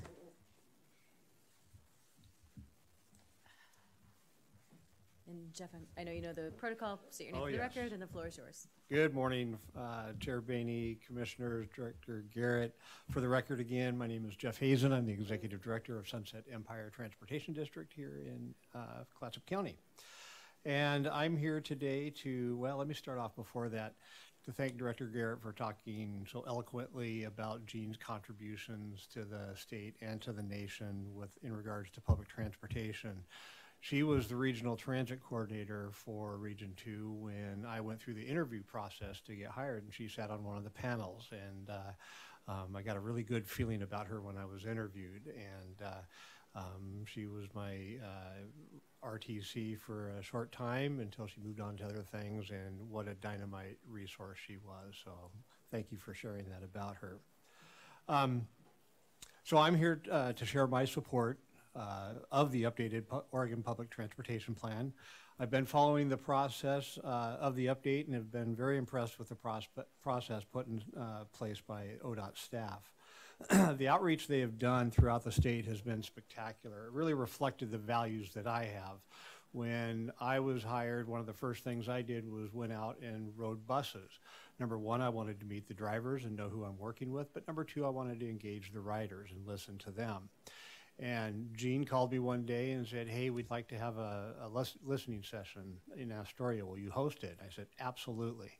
And so we had drivers and riders from our district, and Tillamook brought driver and some of their riders up and had a great session. And I really appreciated that outreach effort. And it showed that it was truly a statewide plan and not just a metro area plan or urban plan. One thing that really resonated with me are the need for transit agencies to be more involved with transportation systems plans that are developed by municipalities. Part of our long-range comprehensive transportation plan that we went through a couple years ago provided language to cities and the county in Clatsop County to insert into their TSPs or adopt in their comp plan updates. And that's currently bearing fruit with us because we're now at the table, and we now, when a developer has a large project, we get notified of it, and we oftentimes can make arrangements for that developer to install a transit stop at their development if it so calls for. And so that's dynamite for us. I'm also pleased that it calls out the need for technology and the data that it provides to transit agencies. This is just as important to rural agencies as it is to urban ones. We're very fortunate that ODOT's Rail and Public Transit Division is a leader in the nation with the investments that it's made in technology for all agencies, such as Remix route planning software and GTFS work. I could talk at length about the 10 goals in this plan. Suffice it to say that this plan will be a great foundation for transit agencies large and small across the state. And I look forward to seeing it adopted and using its contents as we make decisions in our district to enhance transit services to the communities we serve. And as I shared with you last night, our long-range comprehensive plan sits on my desk right next to my computer, and this plan will be incorporated with that. So thank you very much. Well, thank you for your involvement and leadership on this issue as well. Do we have any questions or comments? Thank you. Yes, thank you very much. Thank you. Anyone else who would like to testify on this remarkable plan? Okay. So please, and I think if you want to close the hearing. So I will go ahead and close the public hearing on the draft Oregon Public Transportation Plan. And next steps, we will meet. We have another meeting that'll happen in August with the advisory committee, and then you'll be back to see us in September. And our goal is to get former Commissioner Lohman to come. Oh, that would be great. Okay, wonderful. Excellent. Well, thank you both, and we'll see you soon. Okay, so next we will engage in a discussion around our fleet review. And Ms. Moore, I'll turn it over to you, and I'm going to get a little splash of coffee and water.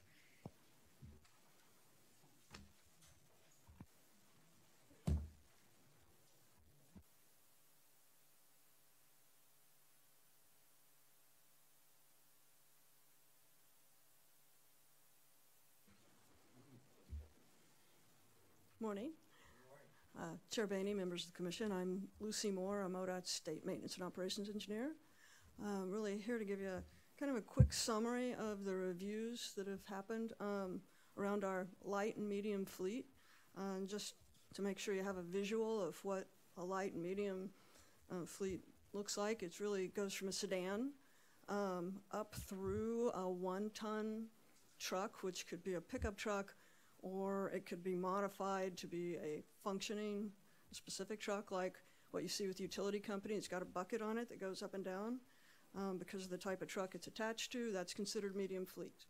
And so as you can tell, there's a lot of different specialty pieces of equipment for work that go into that.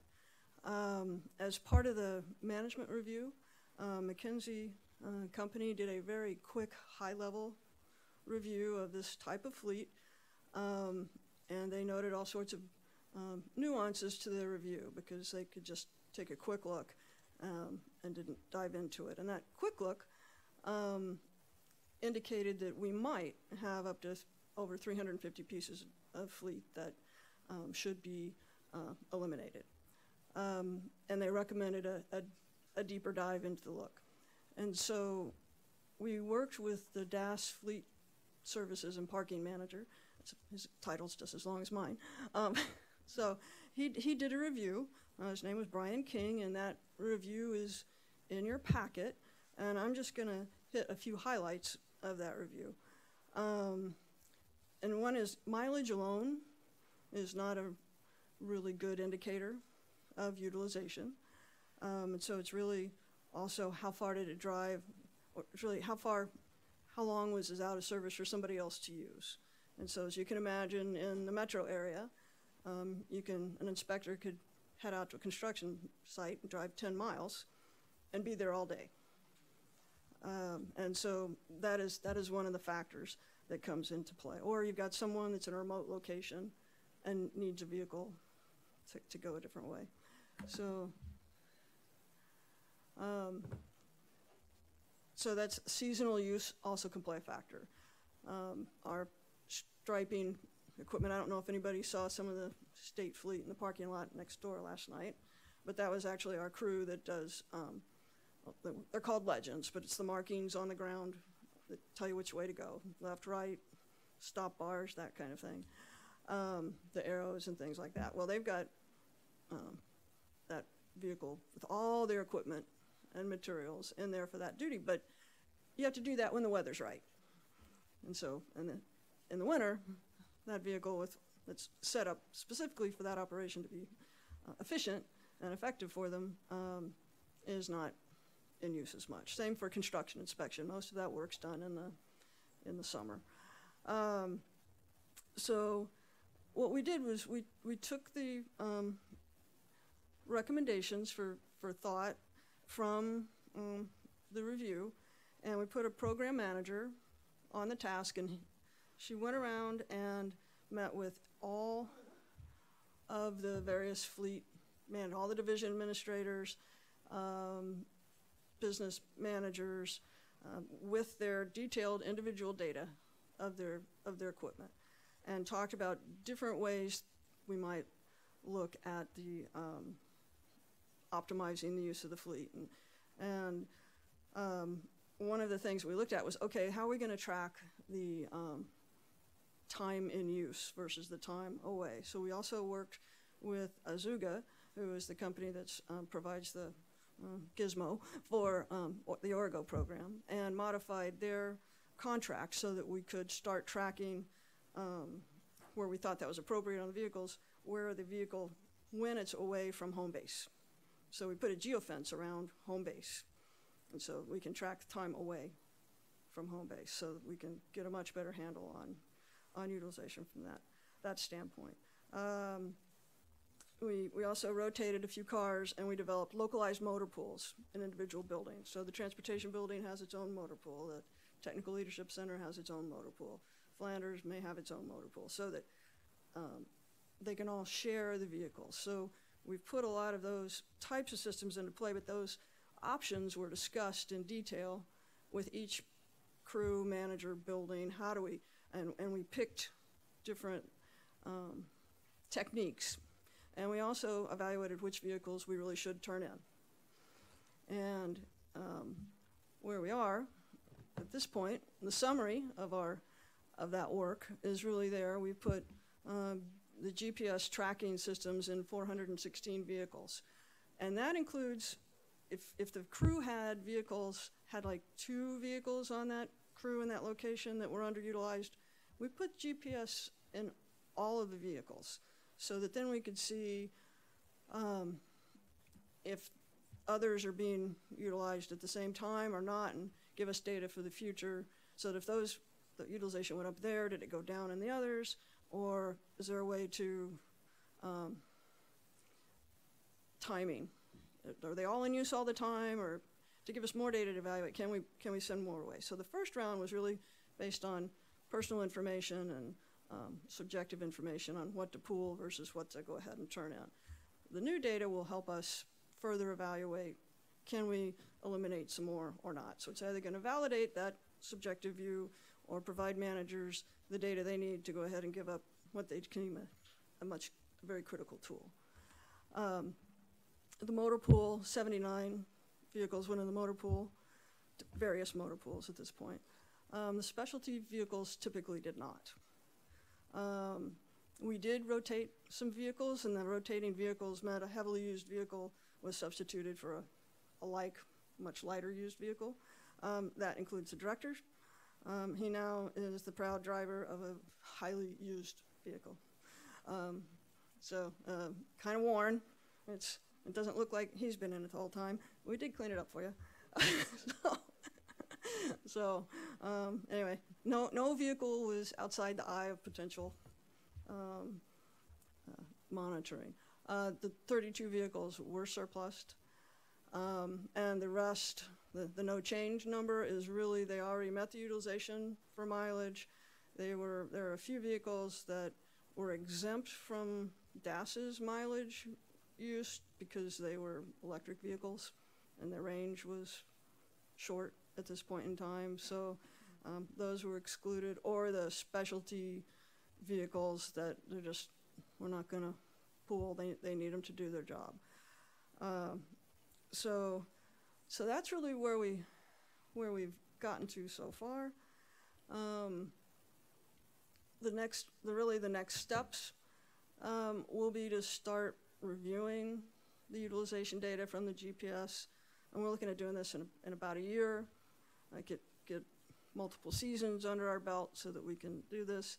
The mileage utilization again, and I can tell you that what's come out of what we're doing at ODOT has actually gone statewide to all state fleets, and they've added in the hourly, daily utilization review for not just ODOT now. The DAS fleet manager has said we're going to look at both for all the agencies. So I guess we're leaders, and maybe not as much beloved by some of our brothers and sisters for doing this, but that's okay.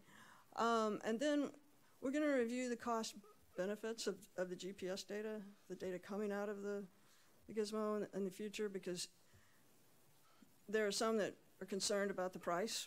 It's $16.75 a month for getting the data. And so we want to make sure if we proved our point in our gut, or do we keep going. There's other pieces of information that come from this device that'll probably, we'll see, but probably lend us to wanting to keep them and maybe expand it. So we'll have to see what it's worth. But we also get driver behavior information off of the vehicle, as well as just location data for people that are out and about. Where are they? We've had a few vehicles stolen, and we were able to track them down, and conveniently happened to have the device in them. And we were able to track them down before they were completely stripped. It was just mainly stripped. But if we were within 4 hours, we were able to get the police to the site, and because they had dropped it off in a heavily timbered back road area. I'm not sure when we would have found it without the device in there. Probably not with as much on it as we had. So we want to look at that. The user data can help us with all sorts of information. It can track speed, it can track idling, hard braking, so that all can play in as well. So that's more to play, but we want to look at that again in about a year. And so that's really short and sweet, and since it's supposed to be a discussion, we're happy to. We have, I guess, you know, we have a lot of discussion lately around technology and around new ways of using vehicles. And so are we able to look at things, so you mentioned the example of an individual that goes to a job site and the vehicle stays all day. There's a maintenance cost, there's just all the roll-ups on a vehicle. So are there other options for us to be thinking in partnering? I mean, my mind goes to, I know a zip car wouldn't be, and quite frankly, the individual that shows up at a job site in a zip car is probably going to be razzed for a little while. But I just wonder, are we, the cost associated with having a fleet, as we look at new technologies, ways in which there's access to vehicles, is that part of the discussion as well? Are there other dots that are thinking differently about how they carry their fleet and what we actually have versus have access to? I think that's a really good point. It's come through my head for some of this. Part of the challenge, and I thought, well, you had autonomous vehicles, we can just have them dropped off in the morning and pick them up. They carry a lot of things with them, even the inspectors. And so if you wanted to, you'd have to provide a site for them to be able to keep their things dry or clean, you know, plans, there's their lunches, their dinner, but also depending on the weather. So we'd have to factor in everything else that they're taking with them, and it's not just their body. So if a zip car drops them off, how are we providing their portable office, so to speak, there? So I think that's probably coming more in the future than what we have right now. Inspectors, individuals who are, you know, first response, that wouldn't make sense. But I know from a county perspective, we have a parking lot of vehicles that sit, and maybe and I know we're calculating the mileage, but maybe it would make sense to have some of the more administrative, and not Director Garrett. We just parted with a 2002 Dodge Durango, so I'd challenge you on what it is you're driving. 2007. Ooh. 36,000 miles. Does it shimmy? I do think people going to meetings, you know, it's kind of well, we want to see you use your vehicle more, but we also want you to take mass transit. And so how many vehicles do you really need there for that? And I think the answer may be different in a metro area versus in Burns Junction or LeGrand. So things will be different. So the vehicles available to the managers that are off to meetings, it's probably one more thing to start putting into the neural network for the top. Are we able to quantify what because their recommendation is that we could reduce our fleet by 355 vehicles.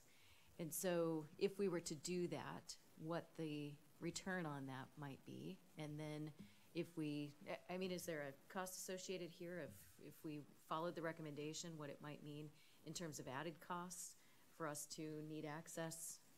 Well, that would be the McKinsey review at the highest level without anything there.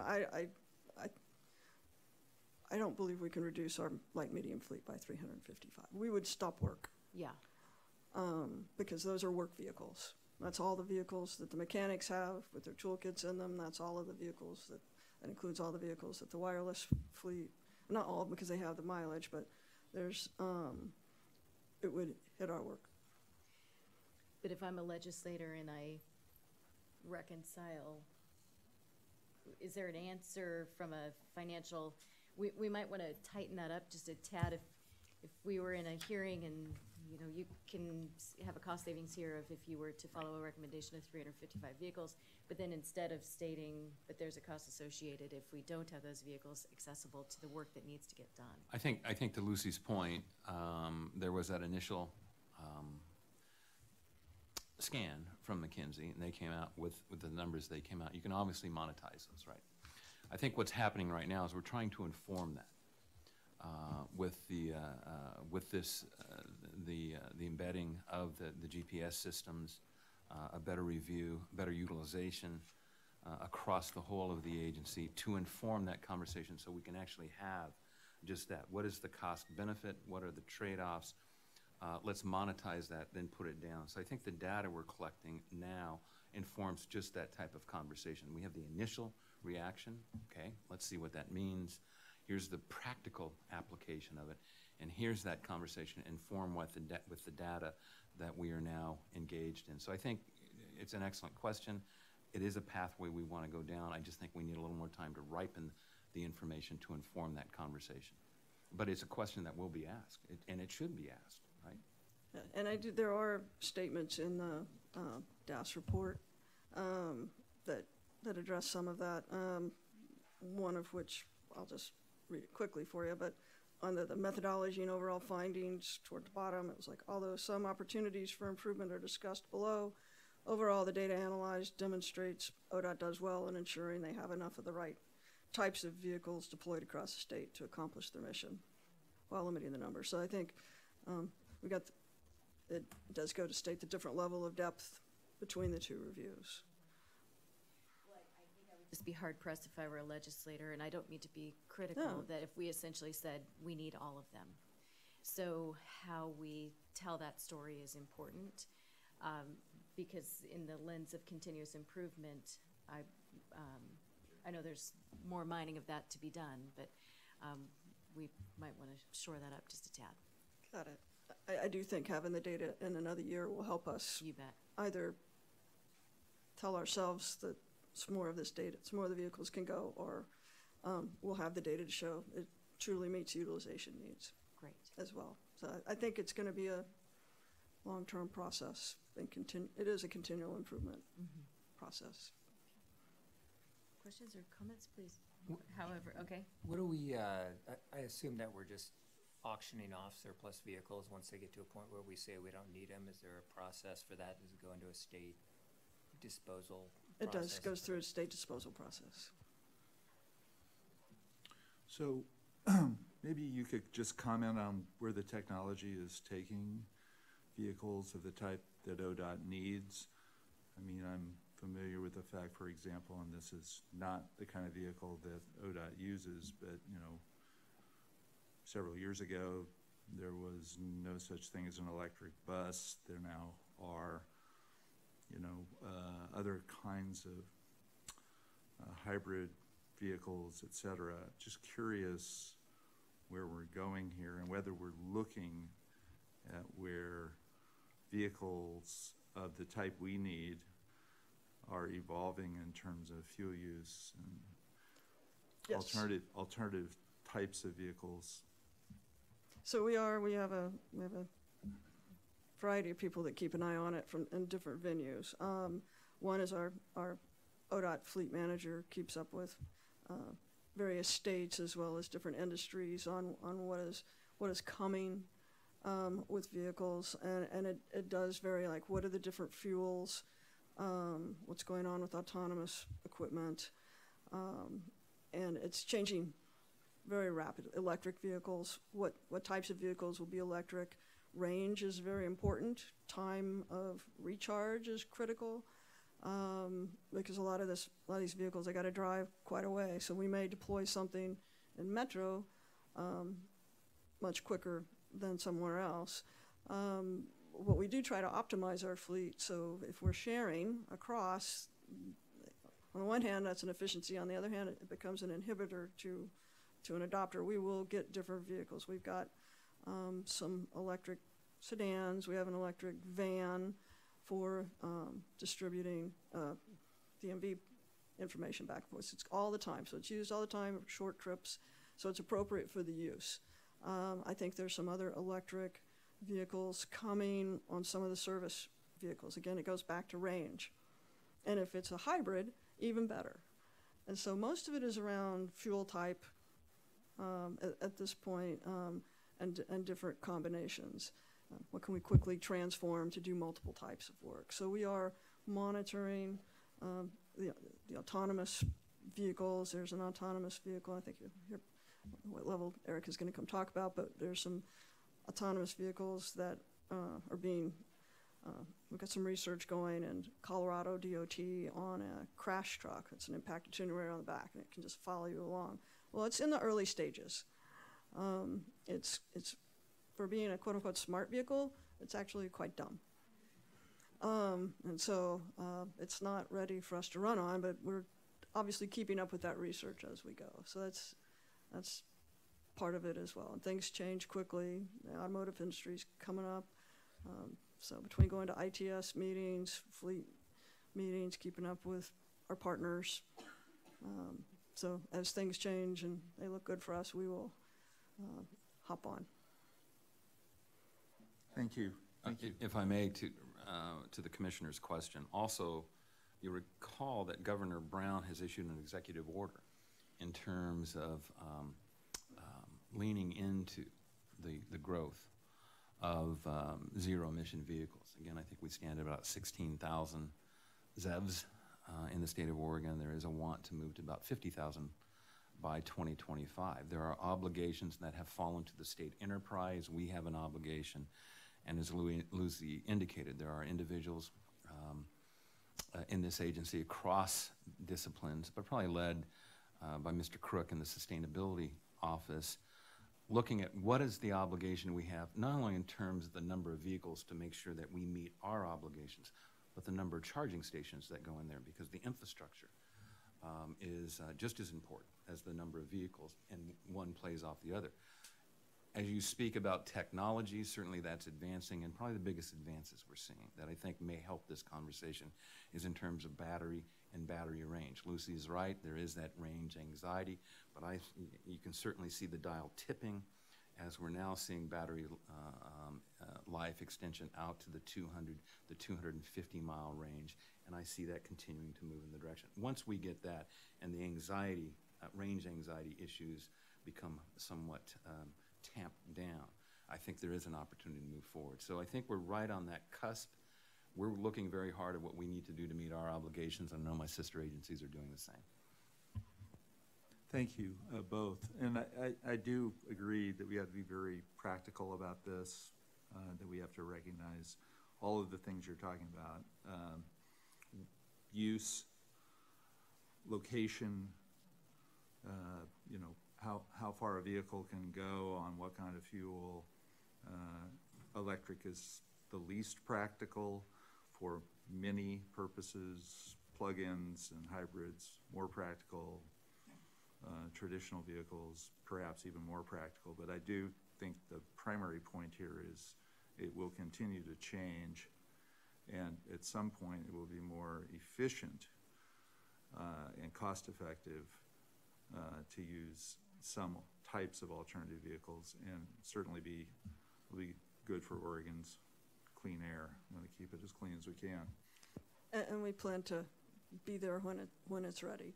Like I know one of the new vehicles is getting 230, quote, their statement 230 miles to a full charge. Now, if you turn the heater on, it drops a little, but you can still get back and forth from Portland to Eugene. And so that's when you couldn't do that before without an 8-hour charge, that really starts to limit your utilization. This opens the door.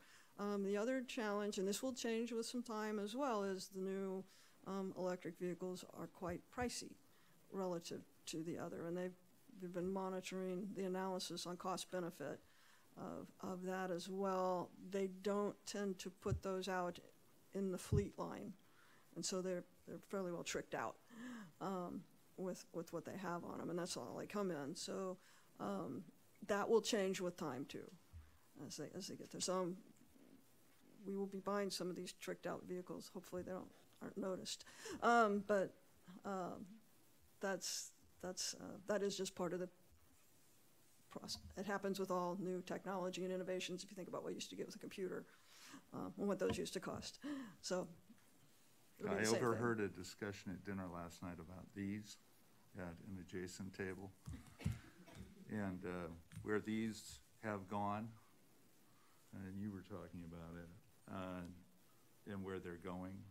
I mean, these are all just examples of technology, and I'm not saying it all needs to go electric. You know, plug-in hybrids will be more practical, are today more practical in places like we live, even in more urban areas, because of the concern about, you know, charging stations and not, you know, being stuck. But it's just something, I don't know, overdo this, but it's just something that I think we need to keep an eye on the future. In so many ways, this is just one. So thanks. Thanks to both of you. Commissioner, please. Thanks for the overview. Have you ever given any consideration to some of the seasonally used vehicles that could be interoperable? I know the military does that. They have, let's say, a flatbed truck that they can put a new component on the back for winter use and summer use and that type of thing. I know some of the larger construction companies are doing that also. Yes. We have, and we do some of that already. We've got some of our tankers. We do that if you look at our, it's our bigger equipment beyond the scope of this, but it's, they're more like transformers. What goes in the winter is different than the summer. You hook up, we're also evaluating another, it's called a J-hook truck, where you can slide in. It's a rapid thing. Part of it depends on how long it takes to get the transformation to happen, but this one is a fairly rapid, something that the crew can slip in and slip out. And so those are being evaluated right now. Washington DOT has some of those, and so they're coming in, and we're going to look some more at that. So trying to integrate that into a free purchasing plan over time as well, and make sure it goes. And so winter, summer, and that does play in where we can, and we'll continue to be looking into some more of that. But I think these J-hook, they're called a J-hook truck, is something similar to what the military is doing. Okay, thank you. Wonderful. So we will look forward to the data and a follow-up on this in the months to come. Thank you for your hard work. Thank you. Next, we have a discussion on House Bill 4063, and this has to do with autonomous vehicles and our task force of 31-ish. Am I close? Wonderful. I'll turn it over to you. Great. Jackie, do we have slides up? Okay. That's fine. Okay. Want to take a 2-minute break? Nope, okay. It'll be fine. Okay. Yeah, it's okay. Well, good morning. As you know, I'm Erica Dinsdale. I am ODOT's Chief Innovation Officer, and today I have with me Jenna Adams-Kallick, who is my Emerging Technology Policy Lead. And we've been before you several times over the last several years on a variety of topics, but also on this automated vehicle topic. And today, given we have some new members, we wanted to just do a few reminders of where we are in automated vehicle testing and deployment, and then really share the current work that we're doing, and especially an overview of House Bill 4063. So automated vehicles represent a major transformation in our transportation system.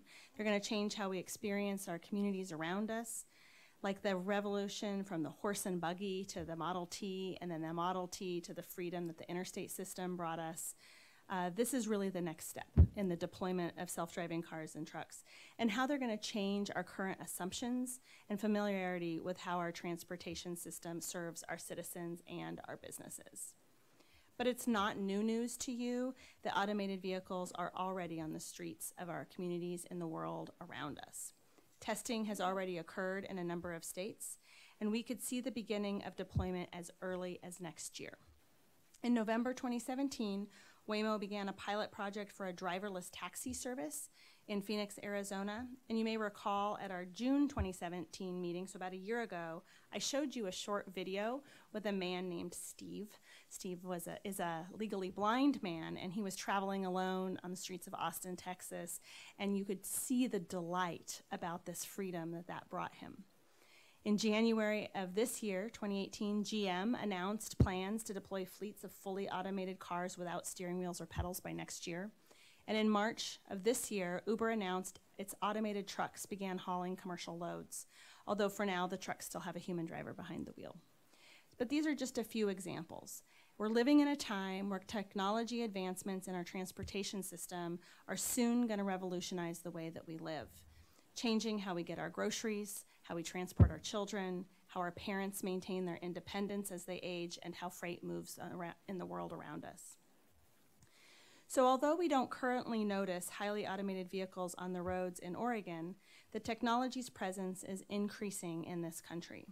Testing has been already occurring legally in other states, and deployment in many uses is just around the corner. In our office, we often ask ourselves, okay, but what's ODOT's role? And what's the state's role? And how can we assist in preparing for the maturity of this technology as it begins to enter Oregon's transportation system? So, as a quick reminder, we've been following this topic for at least 4 years now, specifically investing in a better understanding of the potential impacts, learning from other states, and participating in a lot of national policy conversations. Several years ago, we established an agency steering team. We call it the Automated Vehicle and Connected Vehicle Steering Team. And we designated a specific staff person to look at this work. An example of that steering team's work, Lucy mentioned the coordination that we're doing on the automated crash attenuator truck. So ODOT's fleet manager sits on that team, as well as about 25 other professionals from around the agency, from different corners of the agency all together. And that's one of our current active work items, is to monitor the progress of the testing and deployment of crash attenuator trucks around the country and, quite frankly, around the world, so that Oregon is ready to adapt and bring that here as soon as possible. Quite frankly, getting a squishy human out of a vehicle that's designed to be hit is one of our first priorities, right? And so we've really been learning, we've used that venue to figure out what does Oregon need, what is ODOT's role in that, and how do we learn from the work that other states and other national organizations are doing. But thankfully, we don't have to start from scratch. We can look to other national groups. And many have provided valuable guidance that gives us a foundation to work from. As we've mentioned to you before, NHTSA issued Automated Driving Systems, a Vision for Safety 2.0, which offers a lot of guidance for what the state's role is regarding automated vehicle deployment. Specifically, they talk about what is a federal role, what is a state role, which is extremely important. AMVA in May. AMVA is the Association of DMV Administrators, so our own Tom McClellan sits on that group, and they do a lot of things, right, coordinating between DMVs across the country, and they've had a specific working group working on this topic. And they just published the jurisdictional guidelines for safe testing and deployment of highly automated vehicles. And this is something we've been really going to school on, learning about, and figuring out what items are relevant and important for Oregon as we take these first steps. SAE International, the Society of Automotive Engineers, already sets standards for a lot of things about vehicles. And that group is an association of engineers and technical experts around the world. And they've developed levels of automation and other AV-related definitions. So we all have a common language. And the industry has widely adopted those. So we're also using that terminology and those descriptions. And these combined guidance and standards are a great start as we figure out what makes sense for Oregon. And we're going to talk a little bit about what's happening nationally. First, just a reminder about when we say automation, right? I think the important thing to remember is that there's a wide continuum of automation, and the SAE standards label them 0 through 5. And it's less important to know exactly what 0 means, or 1 means, or 4 means, or 5 means, and it's more important to know, first, there's a continuum. Secondly, that the big difference is who's responsible for monitoring the system, and when does that shift. So when we talk about automated vehicles, we pretty much talk about those levels 3 through 5. That's the national guidance as well. Highly automated vehicles. in those scenarios, there are instances in which the system is responsible for monitoring the driving environment. The level to which across those three vary based on perhaps weather condition or geographic location or type of facility, but there are cases in which the driver is not responsible for monitoring the environment. The important thing to note is that many of us think of some features we see in the vehicles around us today as being an automated vehicle driving feature. In fact, they're what we would call a driver assist feature. So those are in those 0 through 2 range. So a couple examples there would be if you have adaptive cruise control and lane keep assist and you're using those together. You as the human still need to monitor the situation. You still need to know what exit you're getting off of. You still need to know all of those things. Those are driver assist features and not covered in this automated vehicle guidance. Truck platooning would be another example of that. Still has to have a driver responsible and monitoring the environment. As we look also to what other states are doing, because that's really important, at the beginning of this year, 27 states plus the District of Columbia passed laws relating to automated vehicles. 8 more have issued executive orders. Oregon is on that list, right? But not all of these laws and executive orders are substantive. Some call for just terms and definitions, other for studies, and several states have taken the lead on creating automated vehicle policy. And there are more that are looking at policy options for task forces or work groups, just like we're doing here in Oregon.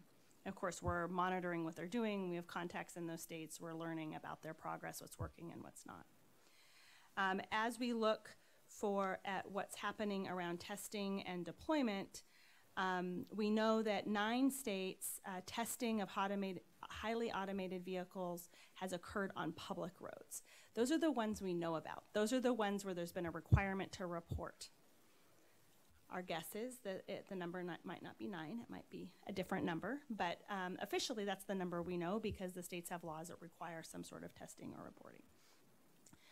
We also know that there's extensive testing being conducted in research settings, private test tracks, big private old naval bases, right? I mean, those kinds of things, and of course, internationally.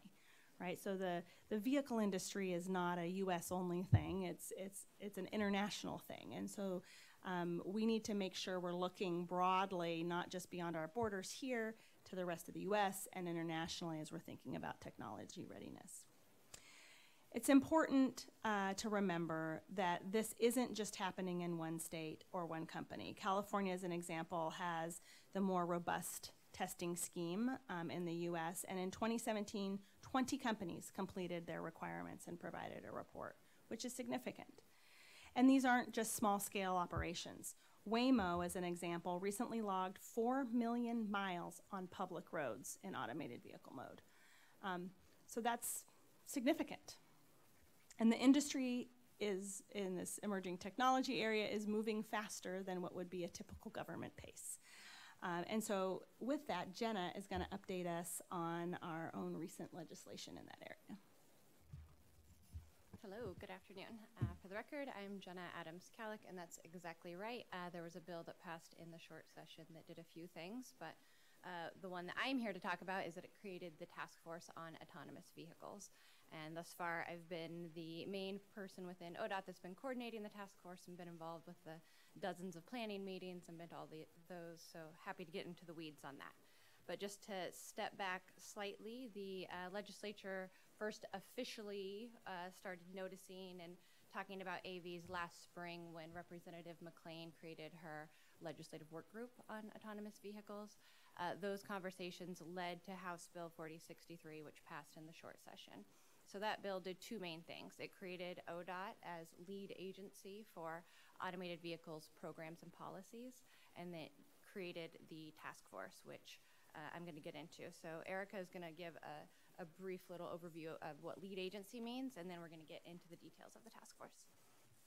Right, so very simply, lead agency is a term of art that was in NHTSA's guidance, and when they were talking again about the state role and the federal role.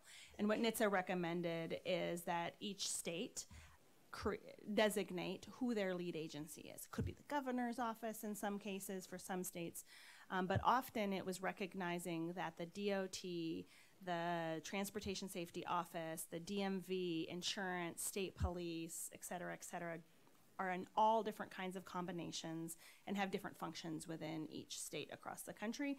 And so NHTSA was saying, y'all should figure that out, figure out who's on point. Lead agency designation, as was made in the bill for ODOT, doesn't put us in the decision-making role for all AV issues, but it allows us to better coordinate with our state and local partners to pool our resources and expertise on these policy issues. Because ODOT is home to DMV, transportation safety, and many of those others, and because of our strong connections with state police and other partners, that's a big reason as to why we were designated for this coordination role. So far, our focus has really been in supporting the work of the Automated Vehicle Task Force, wanting to both get out of the way and make sure that that can be successful and independent. But we really think that as soon as that concludes, we're going to be working more closely, coordinating our multiple partners, be they local agencies, such as the City of Portland and others, and or our other state agency friends, so that we can all have the same level of education and awareness and be ready to inform policy decisions when needed as we are implementing and executing the direction of our lawmakers. Thank you. So we are very excited about the task force. It's opening up some discussions that we've been thinking about for a long time, such as how do we ensure the AVs serve our rural communities? How are these going to interact with our DMV processes?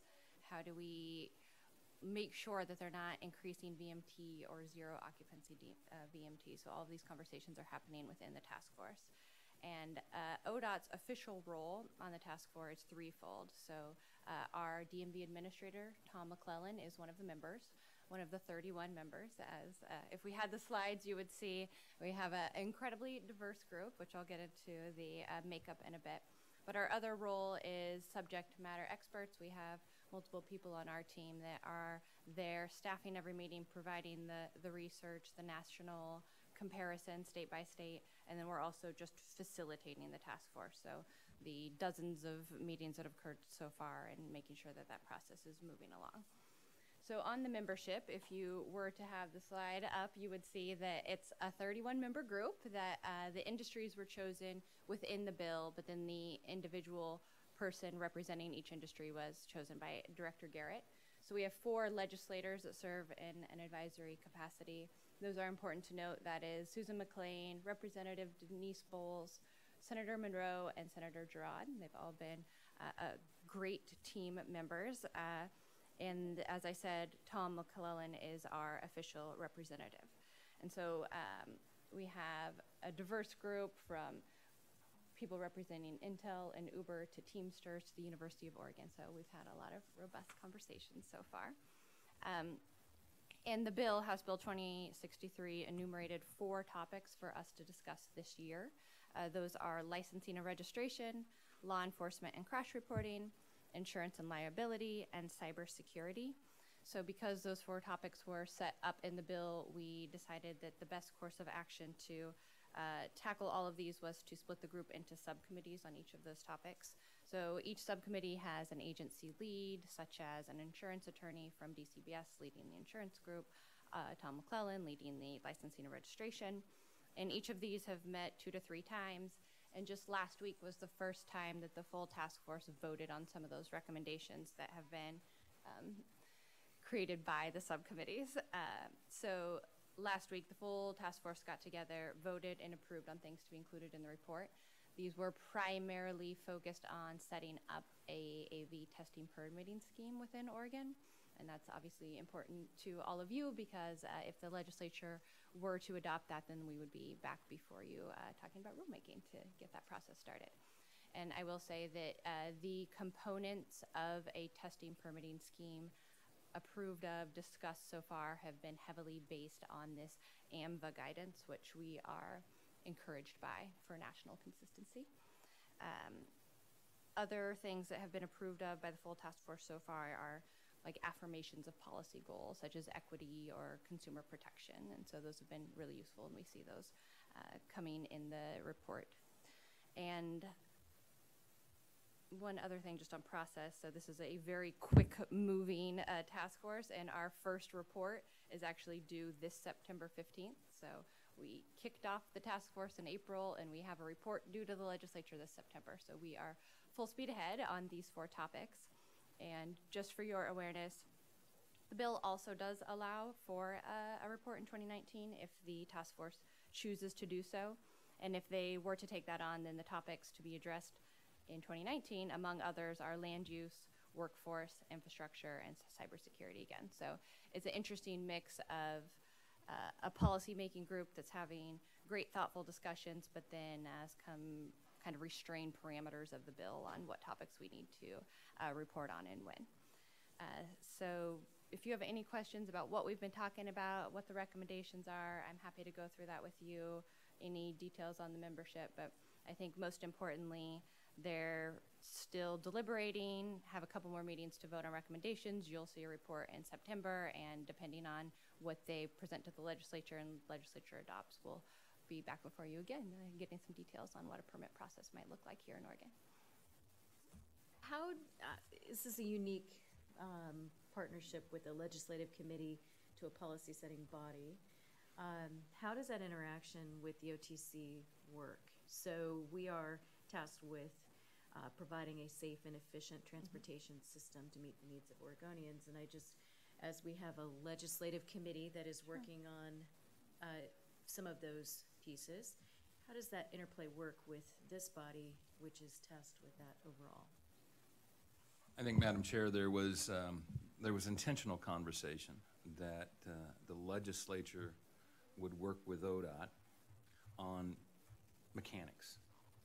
And as the mechanics play themselves out, there may be some, as Jenna mentioned, there may be some administrative disciplines, rulemaking protocols and processes that would bring the commission into that conversation.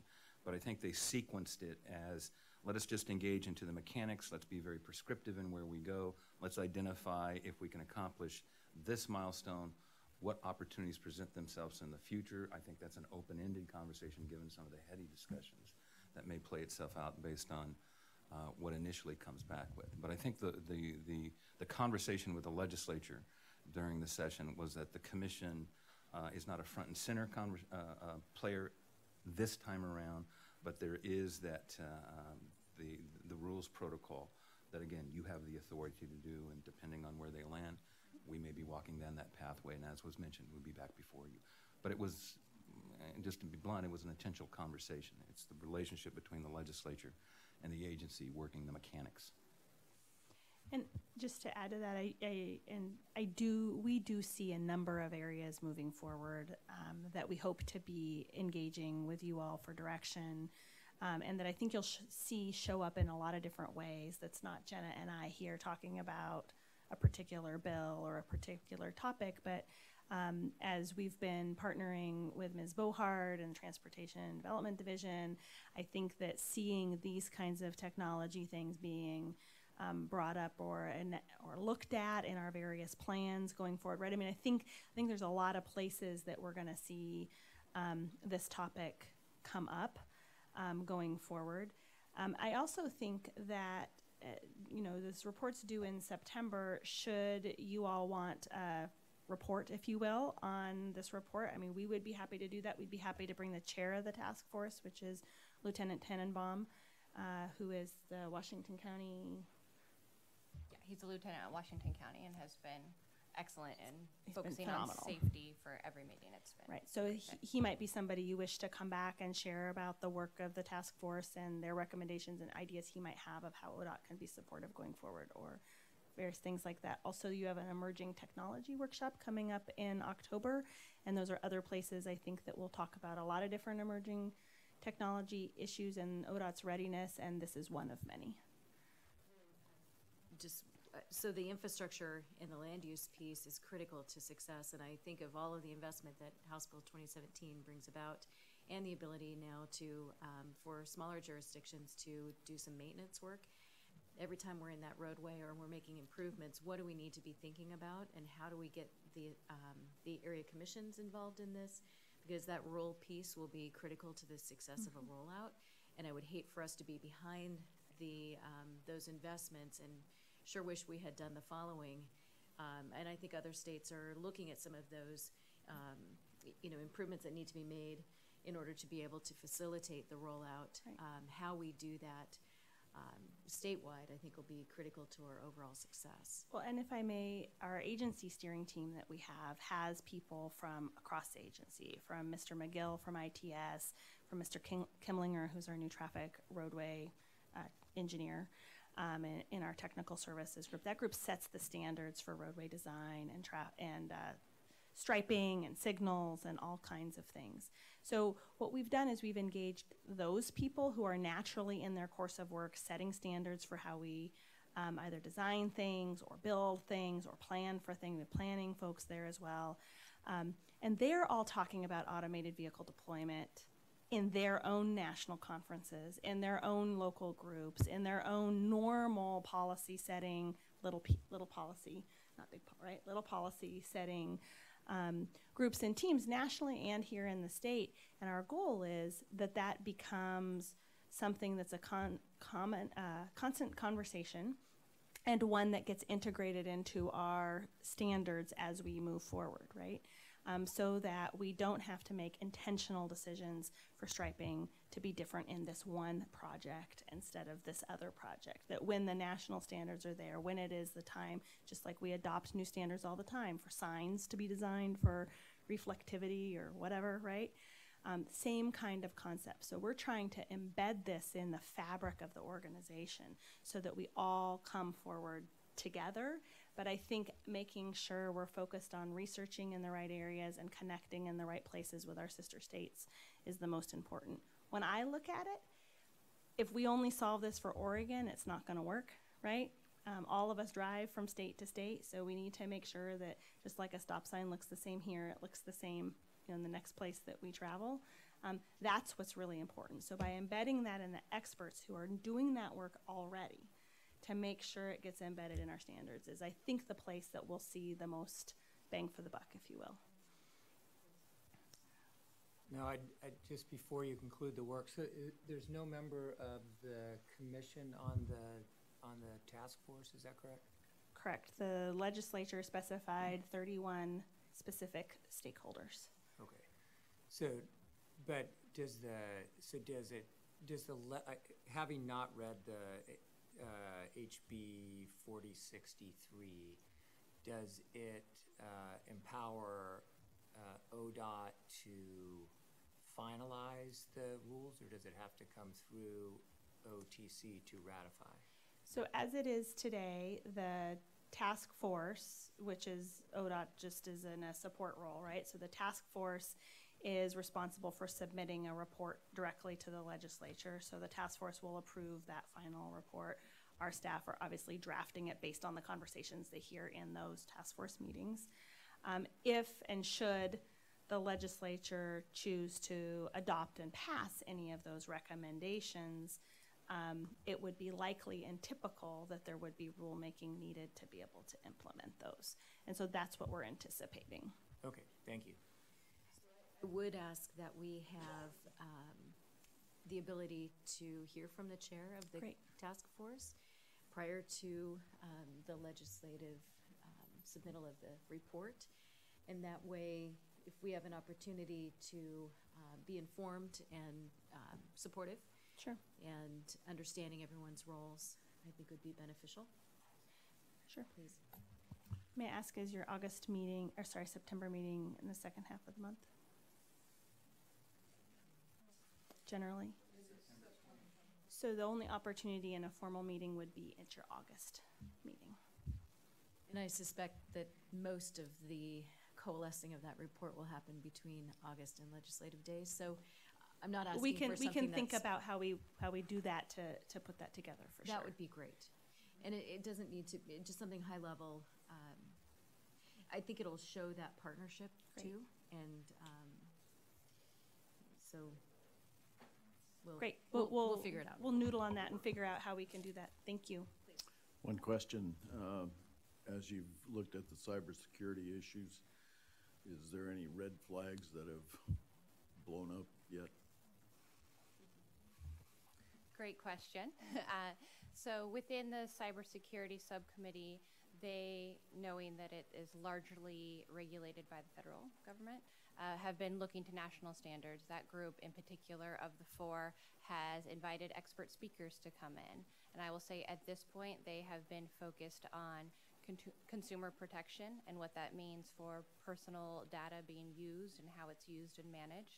So at this point, they are focused completely on maintaining consumer protections and looking for some of those red flags, like what happens if a AV were to be hacked or a system. So that's on the forefront of everyone's mind.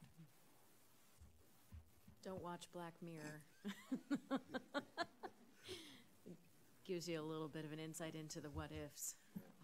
Okay. So with that, I'll just say Please. thank you very much for the opportunity to share the great work that our team is doing. There's certainly a lot to prepare. This is going to be ongoing work in the coming years. It's not a one and done. It'll definitely be iterative as these vehicles are here on the streets of Oregon. I'm pleased of your involvement and look forward to October. I know we have a lot of work between now and then, but we'll look forward to the discussion in August as well. So thank you. Thank you. All right, next we have the consent agenda, and Director Garrett, I will go ahead and call out item 13 after the discussion with Ms. Heisch, and I believe that also item 3 for Commissioner Van Brockland. So how would you like us to take the slate? I think we'll do this in 3 sequential steps. I think, given the fact that, as you say, and as was mentioned, Commissioner Van Brockland has declared a conflict on item 3, and that is the adoption resolution for authority to acquire property. It's my understanding he will recuse himself. What I would ask the commission to do is approve item 3 of the consent calendar, and I would request approval of that specific calendar. Then we'll move to the additional.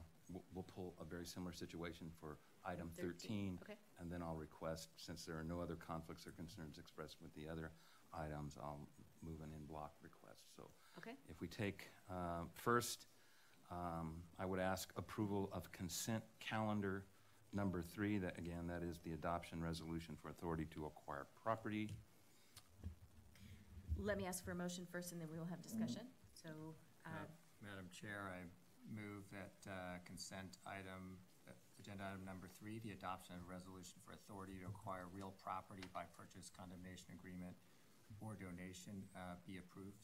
And further discussion. So I'm declaring a conflict of interest with respect to several clients of my law firm, and therefore I will recuse myself from this item.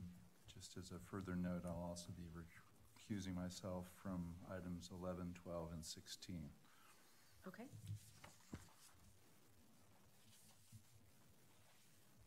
So, Director Garrett, shall we go ahead and adjust the block then to include 3, 11, 12, and 16? Let us do that.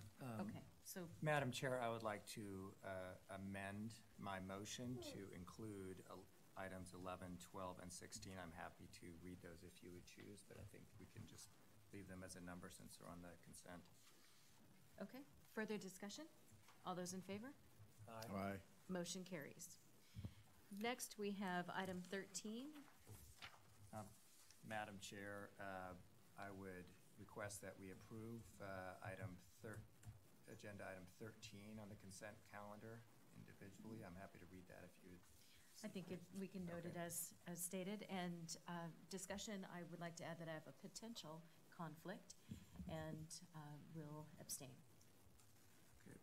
So With that, Madam Chair, I would move that we approve item 13. okay, all those in favor? Aye. Motion carries. And now I'd welcome a motion for the remaining items on the consent agenda that exclude 3, 11, 12, 13, and 16. So moved. Madam Chair, I move that with the exceptions noted previously that we move the consent calendar en bloc. Okay, further discussion? All those in favor? Aye. Motion carries. All right, anything else for the good of the order? Madam Chair, I think you navigated that very adroitly. I would remind the commission that our August meeting in John Day is moved to a one-day meeting. That is to accommodate the tri-commission meeting down in San Francisco and the logistics of the commissioners getting there. So we tweaked it, and we now have a disciplined one-day conversation on John Day. Excellent. One full day. Okay. And thank you to our friends at the coast. We want to thank you for welcoming us, and just thrilled to be here and enjoy a little bit of extra time. And with that, we are adjourned.